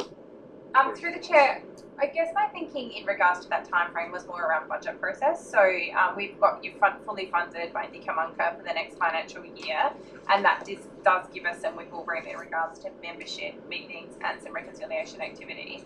So I guess I sort of wanted that additional maybe funding opportunity to put some more rigour around it, but I would be more than happy if we needed to move it forward quite easily. I can always beat the target. You can. I mean, maybe the variation would be something along the lines of develop a reconciliation action plan by no later than June 27, and that gives you the stretch target to try and do it earlier without saying it's got to be done in February 26 or something. I think that's rational. I'd still consider it an amendment, just needing the approval of the movement and second. Variation. Yes. Whatever I mean, that's what I mean. Yeah. Okay. Yeah. So variation to the motion, adding the words no later than mover, happy to accept, seconder, Councillor Stanton. I'm happy with that. Look, thank you again to the staff. This is tricky. It's a bit uncharted at times. It is complicated, but really necessary. And I would encourage us as a council to think about what else we can do between now and no later than June 2027 in terms of looking at our commitment to reconciliation. It doesn't have to be just expressed through the RAP. It can be expressed another way. I think it's a rational point, and potentially if we continue on with the current model, we might be spinning wheels and not going anywhere because we're going somewhere a little bit down the track. And so I think it would be reasonable for the director to take that advice on board and work out what the appropriate pathway and steps are to get us to that point. If only all my advice was taken on. Luckily, some of it is. Thank you for that amendment. Definitely not a variation. 100% is. All right, so unless there's anything else to add, I will circle back to the mover for a summary. Councillor Barnett. Yes, it's certainly I've been involved with it from go, and I just think it was I wasn't there at the last meeting, but I think it was well thought that this has gone past its use by date, and that we really need to get on and move forward, and this is a way of moving forward. So I think that was fairly clear. So I commend the motion to you. Let's put that to the vote. All those in favour? Against? Motion carried. Item 10.3, Audit and Risk Committee meeting, 14th of July. Recommendations on page 50. Looking for a mover to either endorse or reject, as is outlined in part 2 and 4. Do we have a mover? Councillor De Backer. Yeah, it was a really good meeting, and certainly I think we'd be looking at some of our finances to get a better deal where possible. So, and just in regards to the terms of reference, that was just some clarification around elected member, a bit like the cap. If the elected members need to be professionally accredited, it's sort of basically to say we need to make sure that the professional members are bringing their skills to the team. But yeah, I'd encourage you to support the motion.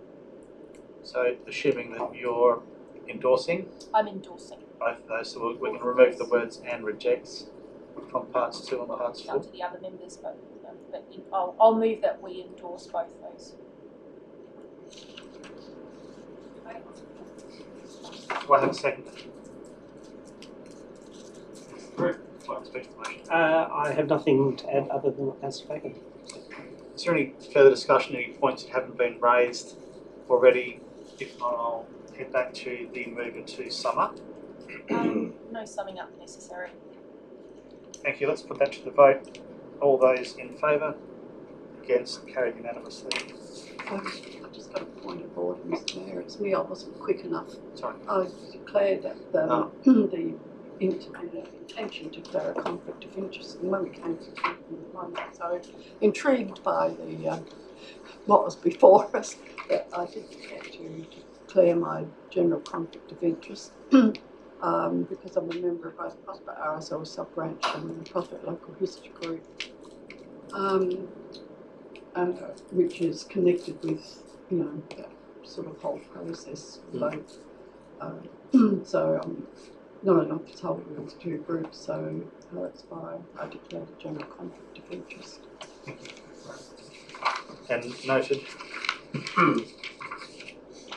Moving on to item 11 on the agenda, reports for information. There are 2 reports for information. Unless someone has a mind to pull them out, we'll move them on block. So would anyone like to pull out 11.1? Anyone like to pull out 11.2? That being the case, we will put that to vote. There's no debate. Do I have a mover? Councillor Standen. Seconder, I saw Councillor Barnett. All those in favour? The report's carried unanimously.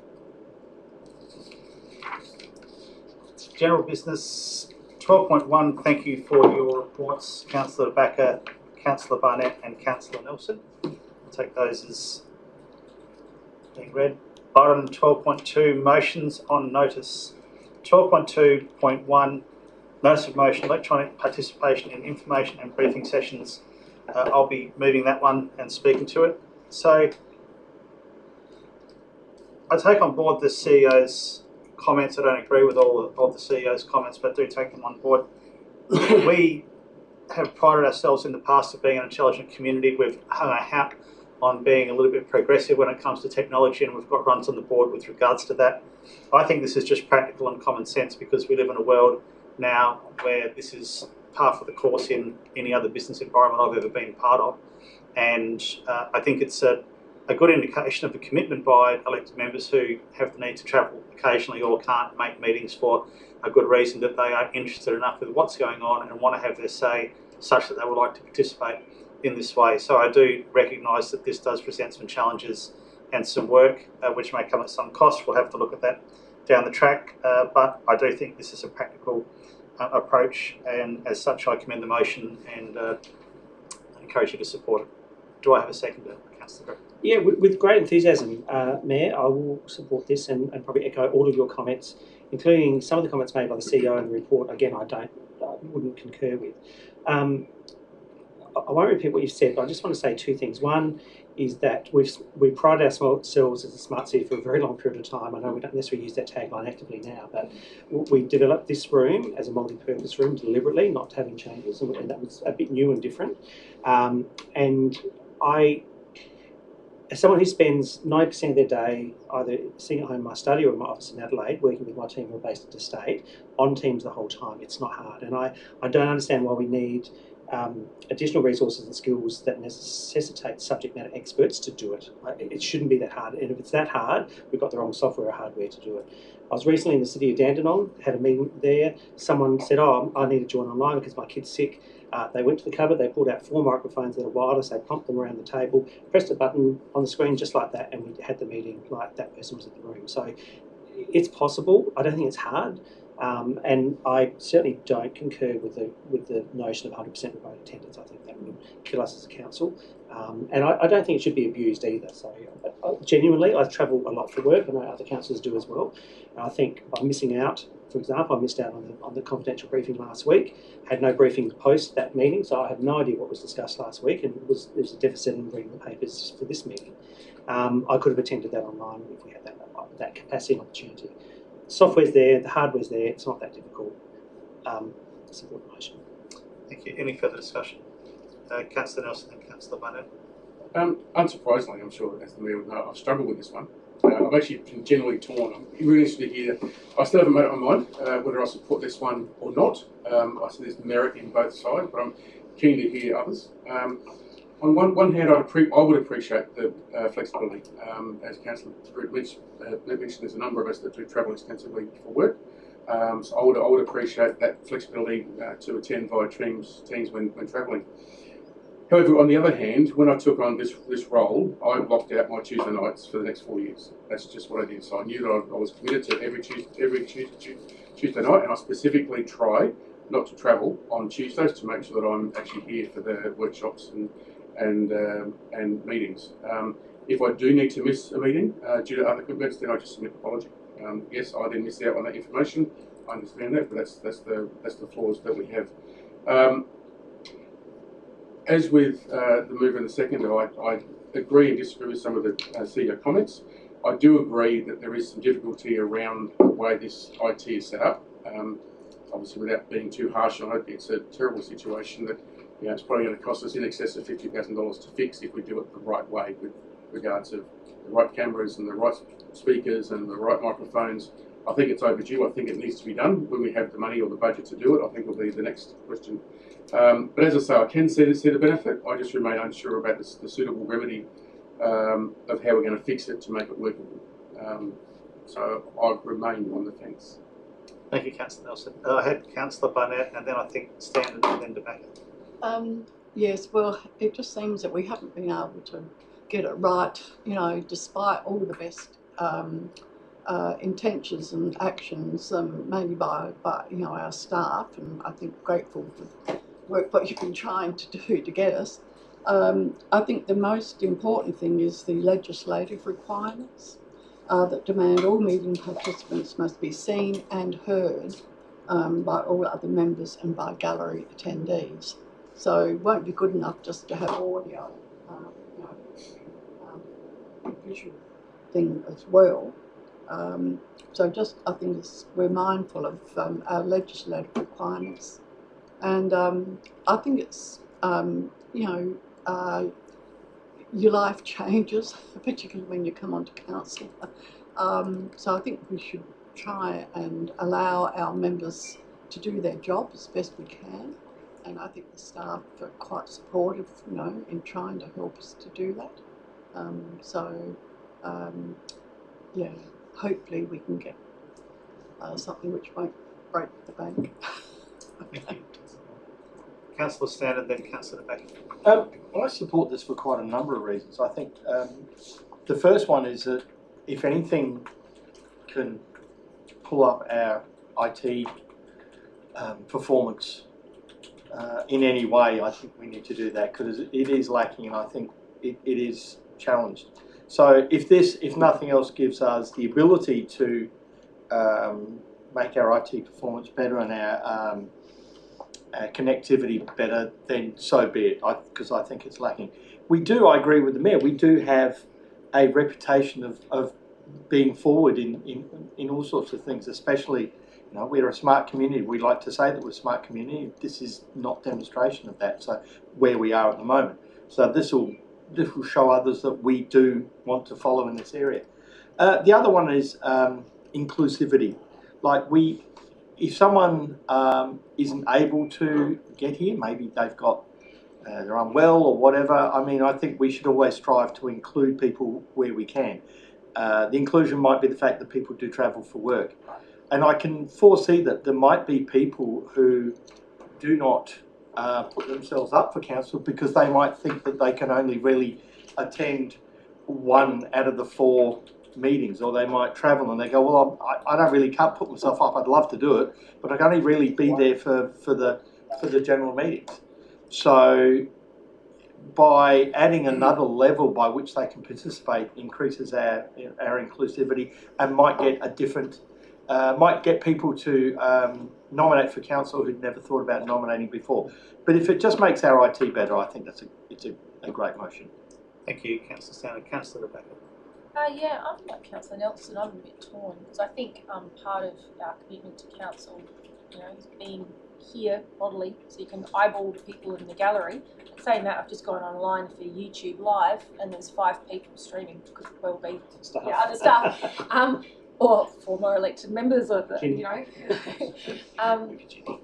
but I think one of the things we don't actually live stream is our workshops. So I think if we're going to go the whole hog, why don't we live stream our workshops as well? My reading of the motion, it's a draft or template.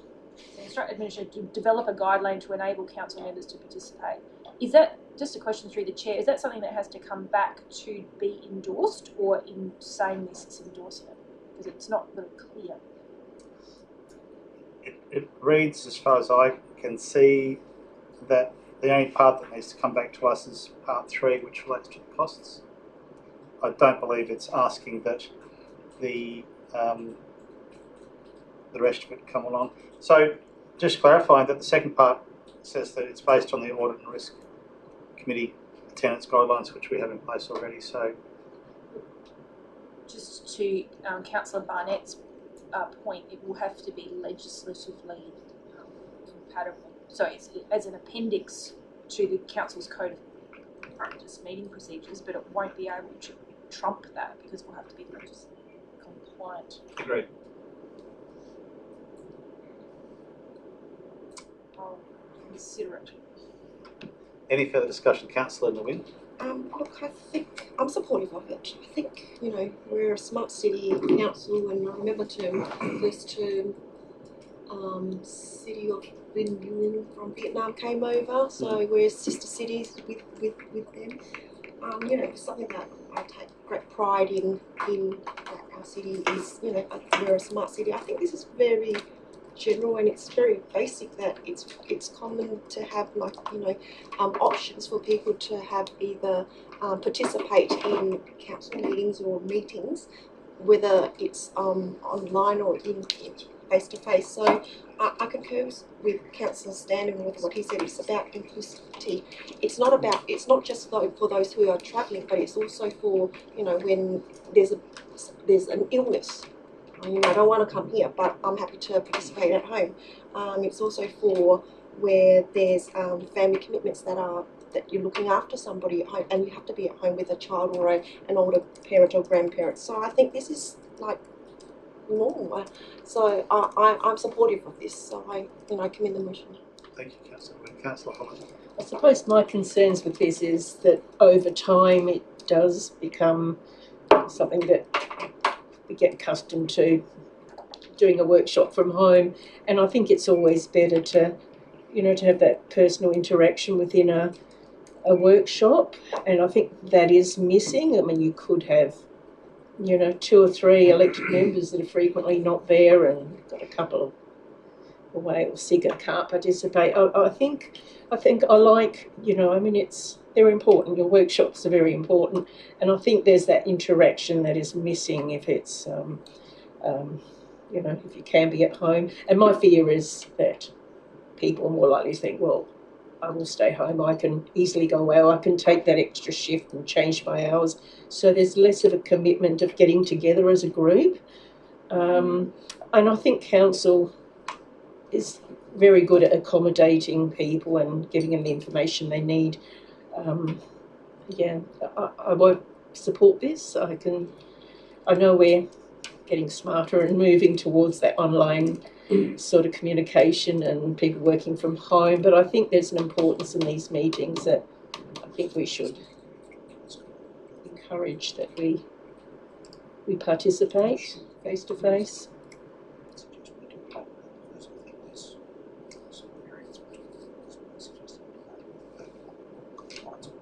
Yep. So if the motion gets voted up, the CEO's just confirmed that we will have to bring the guidelines back as well as the costings as well. So just to clarify that. Question? May I ask a question? Yeah. Can we just confirm, because I think it was over 12 months ago where I was involved in drafting the Audit and Risk Committee electronic meeting attendance, but from memory, I think that was only approved for interstate and overseas travel. It wasn't approved if you were sick. So just following on from Councillor Nguyen's question, we'll just have that clarified. Yep. Yeah, I think I remember that being the case. So through the Mayor, that was the point I was just making to the Mayor, is that I get the sense through debate that members are looking, potentially supporting something that goes far beyond what the Audit Risk Committee guidelines, as I understand them, which is one of the reasons why I think bringing this back to Council, if you are minded to go this way, would be advisable, because there's a spectrum of positions, and whilst there might be general support to loosen this process up, exactly where that lands is probably something that requires some further debate, frankly, and preferably with the support of a baseline document that you can move the sliders on. And just to answer your question, the conditions do allow medical reasons that could restrict a member from physically attending but not to the extent that the medical reason could potentially impact the member's decision-making ability and or effective participation in the meeting. So it is included in there. I think we've given this a fair try. I might ask the mover to sum up, and that would be me. So a couple of points. We've already done this. We've been doing it, but I think it hasn't been done in a coordinated fashion. It's put pressure on the staff. There's no rules and regs around it. So we've already been doing this. This is not a big jump from my point of view. I would also say that having been on the Audit and Risk Committee since the guidelines were adopted, and having been to every meeting, I can't recall a meeting where everybody didn't turn up. So, in other words, everybody did turn up every time, to say that more clearly. So, that experience gives me confidence that if people are in this for the right reason, they will make every effort to do that, and this is only certain circumstances. Face-to-face is my preference, all day, every day, no question about it. And if people decide to use this flexibly to suit their lifestyle for reasons that aren't genuine, then that's incumbent on them. And I think that I don't see that happening with this chamber at all, so I don't have that concern. So that's the points I wanted to make, and I'll now commend the motion and put it to the vote. All those in favour? All those in favour? Come on, let's have a big hands up. You've already got mine. All those against? With a half. Motion carried. Division? Everybody, apart from Lillian, please stand up. He just wanted to stand up. I think we should have gone back and changed that.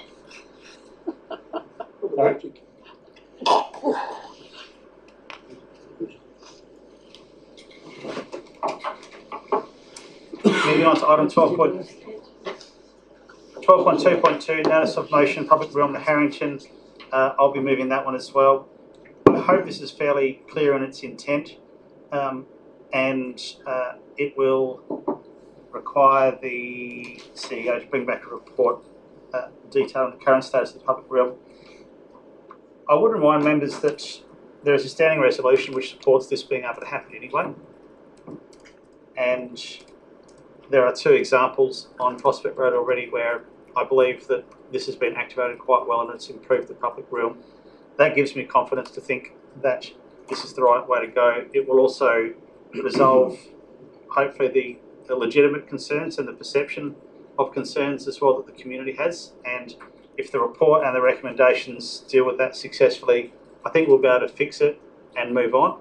And in 12 months' time, we'll be able to admire the outcome and be pleasantly surprised by the fact that it has increased and improved the public realm. So I'm in favour of this, obviously, and we are looking at bringing a report back. Mind you, we're not looking at making any other decisions at this point in time, except for the team to bring a report back. So looking for a seconder, I believe Councillor Stanton has a question. Is it possible, for the sake of the 5 people online and maybe anybody who isn't 100% across it, and to be honest with you, I've been reading the emails and I haven't had a chance to read everyone. I've kind of probably missed the whole email chain on this. Is it possible you can just give a brief overview of what public concerns are with the footpath there?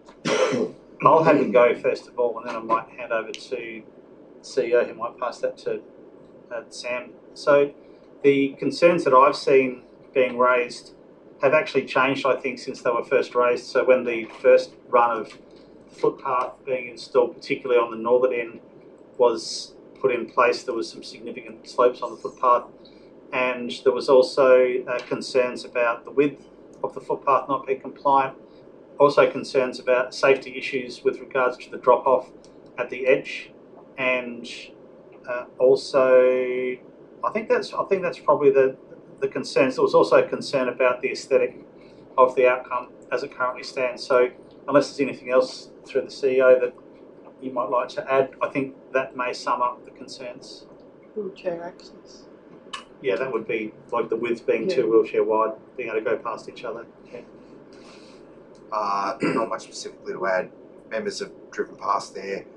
The levels of the footpath along the entire alignment of the building, given that obviously it's not a flat run from end to end, that has resulted in a variance in the appearance from the curb, and the garden beds, set as they are then at one end walled, and create a potentially a fall hazard, frankly, that needs to be fixed. The colouring of the pavers has been raised as a concern as well. Mr. Delena, other issues?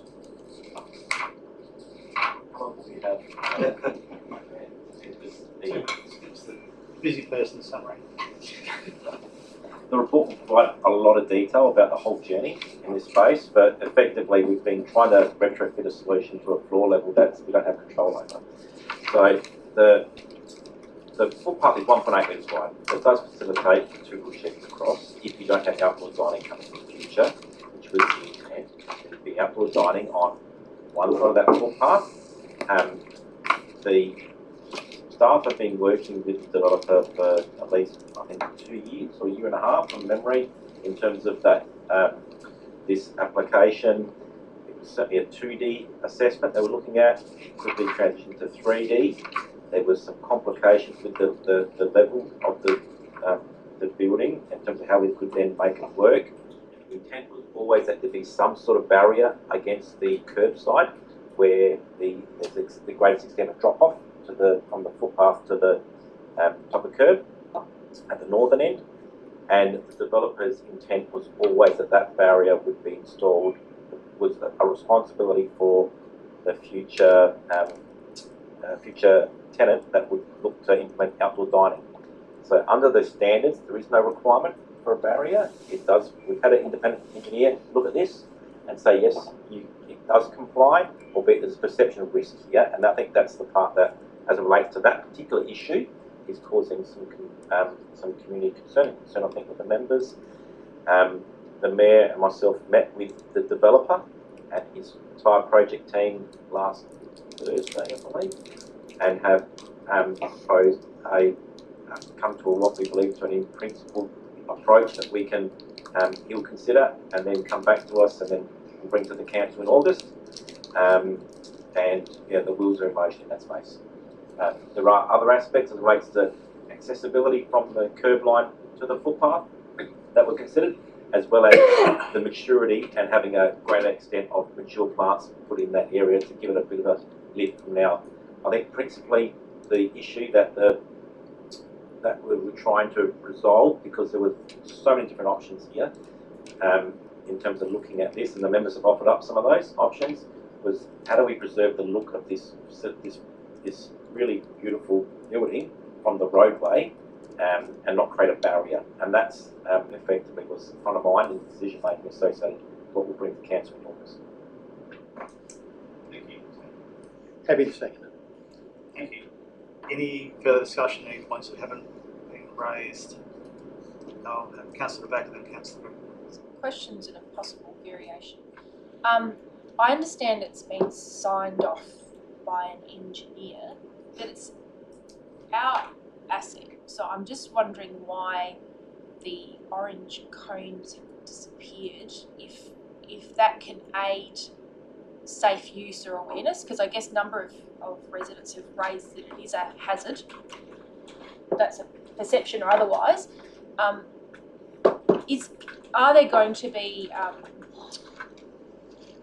moves by the administration to alert public to the hazards, the drop-offs? Because I'm sure if we had a drop-off here, if it was a 40-centimetre drop in the floor, we'd have a couple of cones and some tape and things like that. Is there a move to do that in the interim until the item's fixed? There you go. Through the Mayor, the cones that were in place at the 3 wells prior to those 3 wells being filled with mulch. So we were, I provided the authority to remove the cones last Thursday afternoon. Once they were brought up to the surface, there is the intent that, there is the requirement that tree guards, well guards, go over the top, so they can walk straight over those areas, and they are in the process of being procured or fabricated by the builder. In terms of the remainder of the southern section, at this point there is no intent to provide any additional support or delineation. Instead, it's been in place now for some weeks. We have had it independently reviewed prior to it being opened up, and the advice is that it is compliant. There is certainly a greater level of risk that would have existed under the previous footpath, possibly in other sections of Prospect Road, but it is certainly compliant. Mr. Delena, I observed cones outside of the Yochi on the north end of the development adjoining the drop-off into the raised garden bed. Are those cones still in place? Were they cones we put in there in place? Certainly we haven't put any cones out there. They were cones that were placed by the developer. And primarily, my recollection, it was in the tree well, certainly not on site. There was no flagging across there. There was that sort of delineated or highlighted that particular area. There may have been the odd cone or two in that vicinity, but not specifically fully a barrier. The independent review also consider the northern end of the footpath? Yes. It was primarily, it wasn't Tolston Road, primarily. It was Prospect Road on that northern end specifically. I'd like to move an amendment. Is there a second point amendment or variation? Depends what it is. Without being prescriptive, the staff take measures to physical measures to ensure the ongoing safety of the area until permanent solutions are found. What should I get some words? Yeah.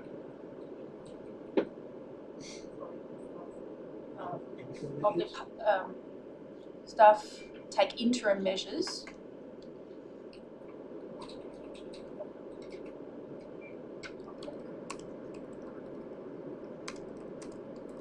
such as cones and temporary barriers until a permanent solution is found.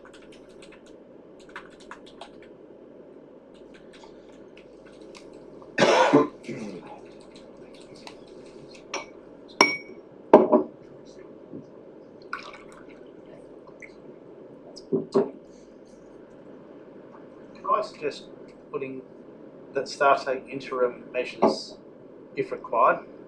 Because I think we need to leave it up to the staff to assess it and make a decision, and they may well assess it thoroughly against standards or against whatever else they might assess it against, and they might decide that it's not, or they may decide that it is. Because this says that you have to regardless of anything. Can I speak to that? Or sorry to put words into your mouth, Councillor. I shouldn't have said anything then, but it just came into my head and I said it.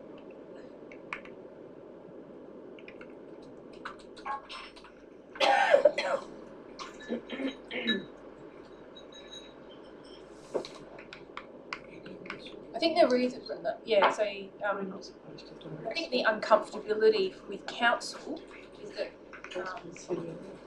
though it may be compliant, if there's a hazard perceived and council would like to do something about it, I think that's up to council. If we think it's maybe not up to, if there could, for example, maybe we don't have to, but we should.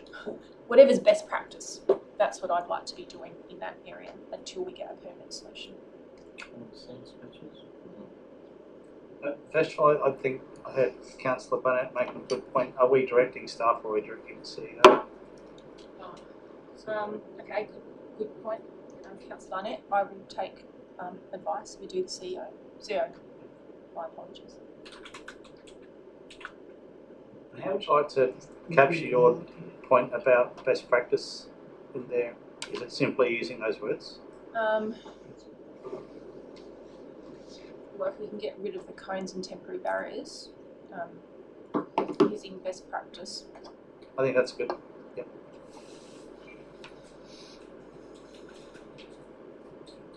I'm sure people watching the video could see me grappling with the solutions, but I can't get down to organisational matters. But yeah, I think it's just like, yes, it may be compliant, but we seem to be best practice. This is our biggest development on Prospect Road and one of our busiest pedestrianised areas. And I just think we need to get the best outcome, and if we can get best practice protections there until a solution is found, that would be better than what we've got at the moment. So do I have a seconder for amendment? Amendment, yes, like I said, amendment. Can I be second on the original and the Arts Marks? Councillor Green. Would you like to speak to it? Or Not to the amendment, but will to the motion. Okay, so you're not seconding the amendment. I was seconding the amendment, but I reserve my right to speak to the motion. All those in favour of adopting the amendment? Against? Amendment is now what we're discussing, and we had a mover. Do I speak? Can I speak more to it or not? Oh, what the hell? As long as it's only a couple of minutes, yeah. Only a couple of minutes. Like I said, I think everyone's eagerly awaiting the Harrington, and some of us have already been to Yochi, and it's a fantastic development. And one of the things is we have to remember these developments are like a virtual street. I think there's 55 apartments or something like that. So if we were going to do Livingston Avenue, for example, we would be spending a lot of money to get the landscaping right, the paving right, the gutters right. And I think, you know, certainly I had talked to the Director of Economic Development some 18 months ago about what the journey we went through with Rose Street and footpath extensions and those kind of things. And I just think when we saw what was going in, there was a lot of anxiety about some of the outcomes. So I just think, and maybe just a question through the chair, maybe to the Director of Economic Development, any of the feedback that we've got from any of the traders, not just the building owner, in regards to the outcome, the current outcome.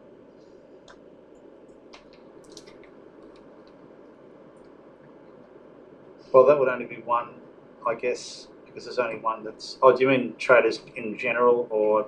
Well, if it can be shared, I mean, I don't know, but I'd imagine there's the building owner, but there's also the traders who are either existing or just about to go in, and obviously it's a very good opportunity to capture their sentiments, because, you know, maybe there's tree wells where there should be dining or that kind of thing as well. Can I suggest we might ask if that's captured in the report that's going to come back to us? Okay, all right. Because there may or may not be, but there could be, and there possibly should be. So it would be good to capture. If that could be captured in the report, I think that would be useful.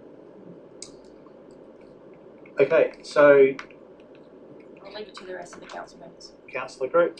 Look, just very briefly, I'm just wondering when it comes back to us, whether, and I'm not going to suggest a variation or anything, but whether staff can also bring back to us the consistency between the approved plans and what has happened beyond just the footpath. So I'm just looking at the DIPT. I'm on the DIPT website with the approved plans, and there's a whole lot of things in here which I don't see, including a very straight footpath. That were in the plans. It's level, like it was before they built. Also things like lighting under seats. What else is here? Raised planter beds which are made of concrete or hebel. There's wooden benches with lighting underneath.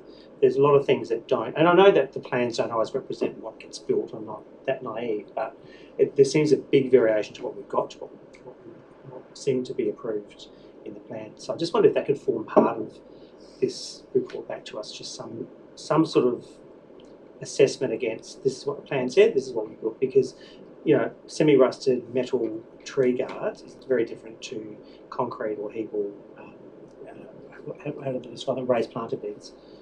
And even in terms of some of the landscaping, I don't see any Agapanthus baby peats or Myopium creeping boobialis out the front either. Oh, no, they're there. Are they? Oh, I missed the boobialis. Yeah. But anyway, it'd just be good to kind of do that assessment as well. Thanks. Thank you, I'm sure. But thank you for raising the motion. It's something that has created a lot of interest in my inbox, so it's something that obviously impacts local residents. Councillor Holler. It's not a motion for solutions, but I was just wondering why glass, like pool glass, clear frameless glass, wasn't put up in that area.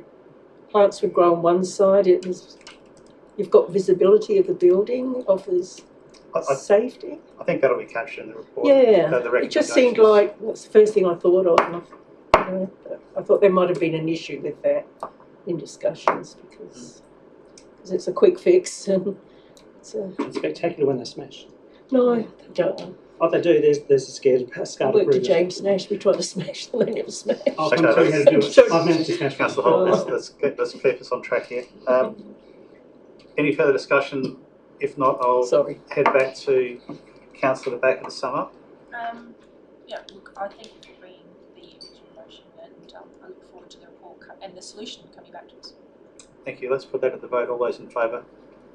Against? Carried unanimously. 12.2.4 Notice of Motion, Vegetation Management and Active Travel Design, brought to us by Councillor at the back. Recommendations on page 169. I take it, Councillor at the back, that you would like to move and speak to the motion. Yeah, I'll move it and speak to it briefly.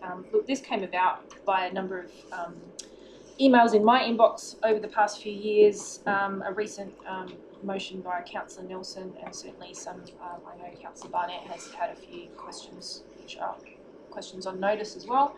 And I just wanted to ensure that when we're talking about our integrated traffic management plan and asset management plans and our operational maintenance program, that we give best practice tree planting due regard, because my understanding that there's other councils like City of Charles Sturt and Port Adelaide Enfield that have quite clear processes around tree planting, tree management and use of root barriers. So I know the Councillor Groot brought up earlier in relation to root incursion on private property, but I'm also concerned about root incursion on our property. We spend a big part of ratepayer money on infrastructure in the city, things like gutters and footpaths and things like that. And I just want to, I guess, see how we're tracking with trees, but also infrastructure, and how we look at that crossover. And the last part of the CEO comment, it says the transparent tracking of progress against the tree strategy deliverables is supported. A number of listed deliverables in item 5 of the proposed motion are identified actions within the strategy. A consolidated report can be prepared by the end of 2025 to provide an update on these items and progress against overall strategy targets. So if the outcome really of this motion is to ensure that the asset management discussions we're having over the next couple of months are picking up, in tree root incursion and tree management, and also the right tree in right place approach. So I'd encourage you to support the motion, and I'd also refer you to the link at the bottom of the motion that talks about active travel design, which is a fantastic resource put out recently. And speaking to Councillor Standen as well, we have to remember we now have e-scooters as a mode of transport on our access paths, and I think it's something that we need to be mindful of as we look at our hierarchy of paths across the city. I'm going to call them paths instead of footpaths, and how we can look to better improve, I guess, service levels for those hierarchical paths throughout the city. Thank you, Councillor Becker. Do I have a seconder? Councillor Standen, would you like to speak to the motion? Oh, okay. Yeah, I think anything that we can do to diversify our transport network across the city. And one of those diversities that has recently become legal is micro-mobility, e-scooters, e-skateboards, all the little micro ways that we can get around. And one of the ways that we do have to get around, I am an e-scooter user, is that we quite often have to use the footpaths. It's not always safe, not always appropriate to be out on the streets. So at 10 kilometres an hour, we can scoot along the footpaths quite legally, quite safely. One of the benefits of being up on an e-scooter is you're actually quite high. You're higher than your standard walking height. So it's a wonderfully safe way of getting along. You can see over the fences and hedges and things like that. But the one thing that I've noticed, having scooted around a fair part of our city, is that the footpaths themselves do provide a bit of a hazard, especially when you've got little 10-inch wheels. It's not hard for a misaligned footpath or a bit of a tree root growing up to take someone over. And if you're of a mind, just look at e-scooter accidents on YouTube, and you'll see a lot of the time, because these devices are weighted towards the front, it doesn't take very much for them to be tripped up and over you go for no fault of your own, no real fault of the user. So anything that we can do to actually make our footpaths a little bit more traversable for this new range of micro mobility, I think will encourage people to use them and maybe get cars off the street, which is, I know, something that a lot of us want to happen, and put people into a more diverse range, more eco-friendly way of getting around our city. Thank you, Councillor Standen. Any further discussion? Any points that haven't been raised? If not, I'll head back to Councillor back to sum up. Yeah, I just think it's a good thing to keep in mind, and I'd encourage you to refer to the resource and keep it in mind when we're having the discussions about asset management in the next couple of months. Thank you, Councillor Backer. Let's put that to the vote. All those in favour? Against? Carried unanimously.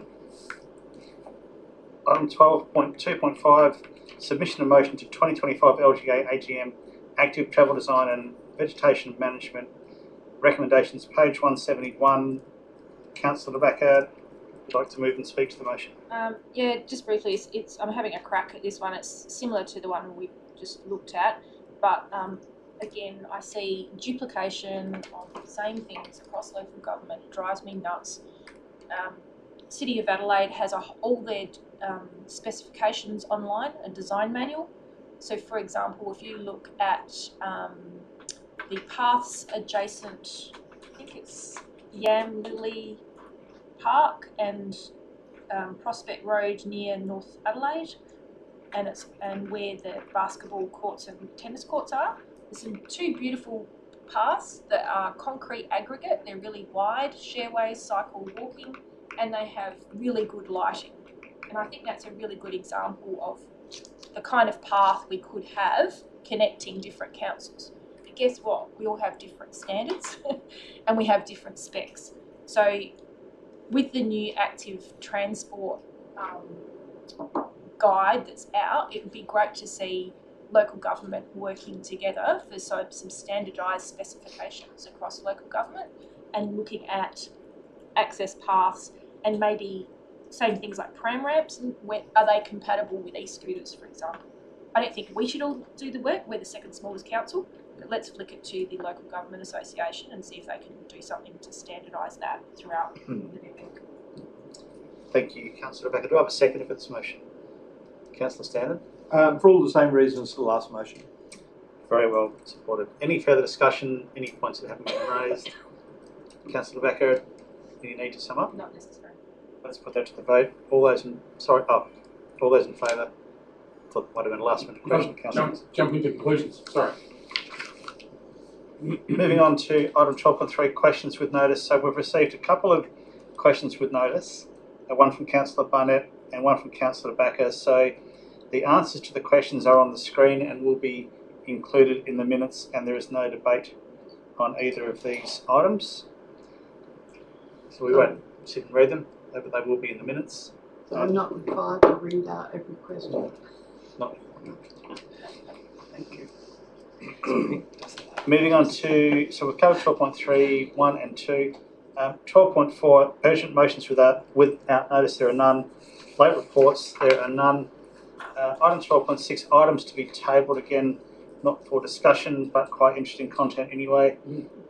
These were requested by Councillor Backer in both instances, and the answers have been provided and some information has been provided. And congratulations to the team for digging this up. That must have been a needle in a very old haystack. So congratulations for reading it. So now we move on to item 13, confidential items. And if you shouldn't be here, then you will now. Next stage left. No, you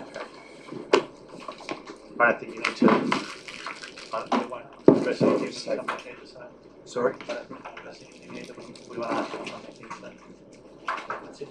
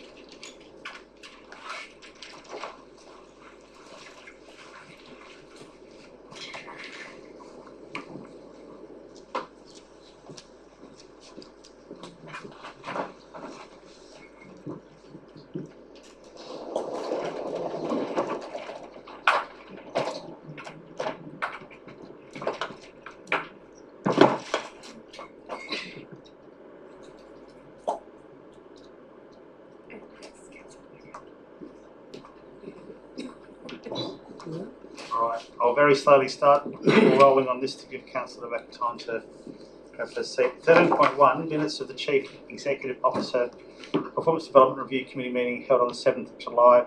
A recommendation to go into public. Do I have a mover?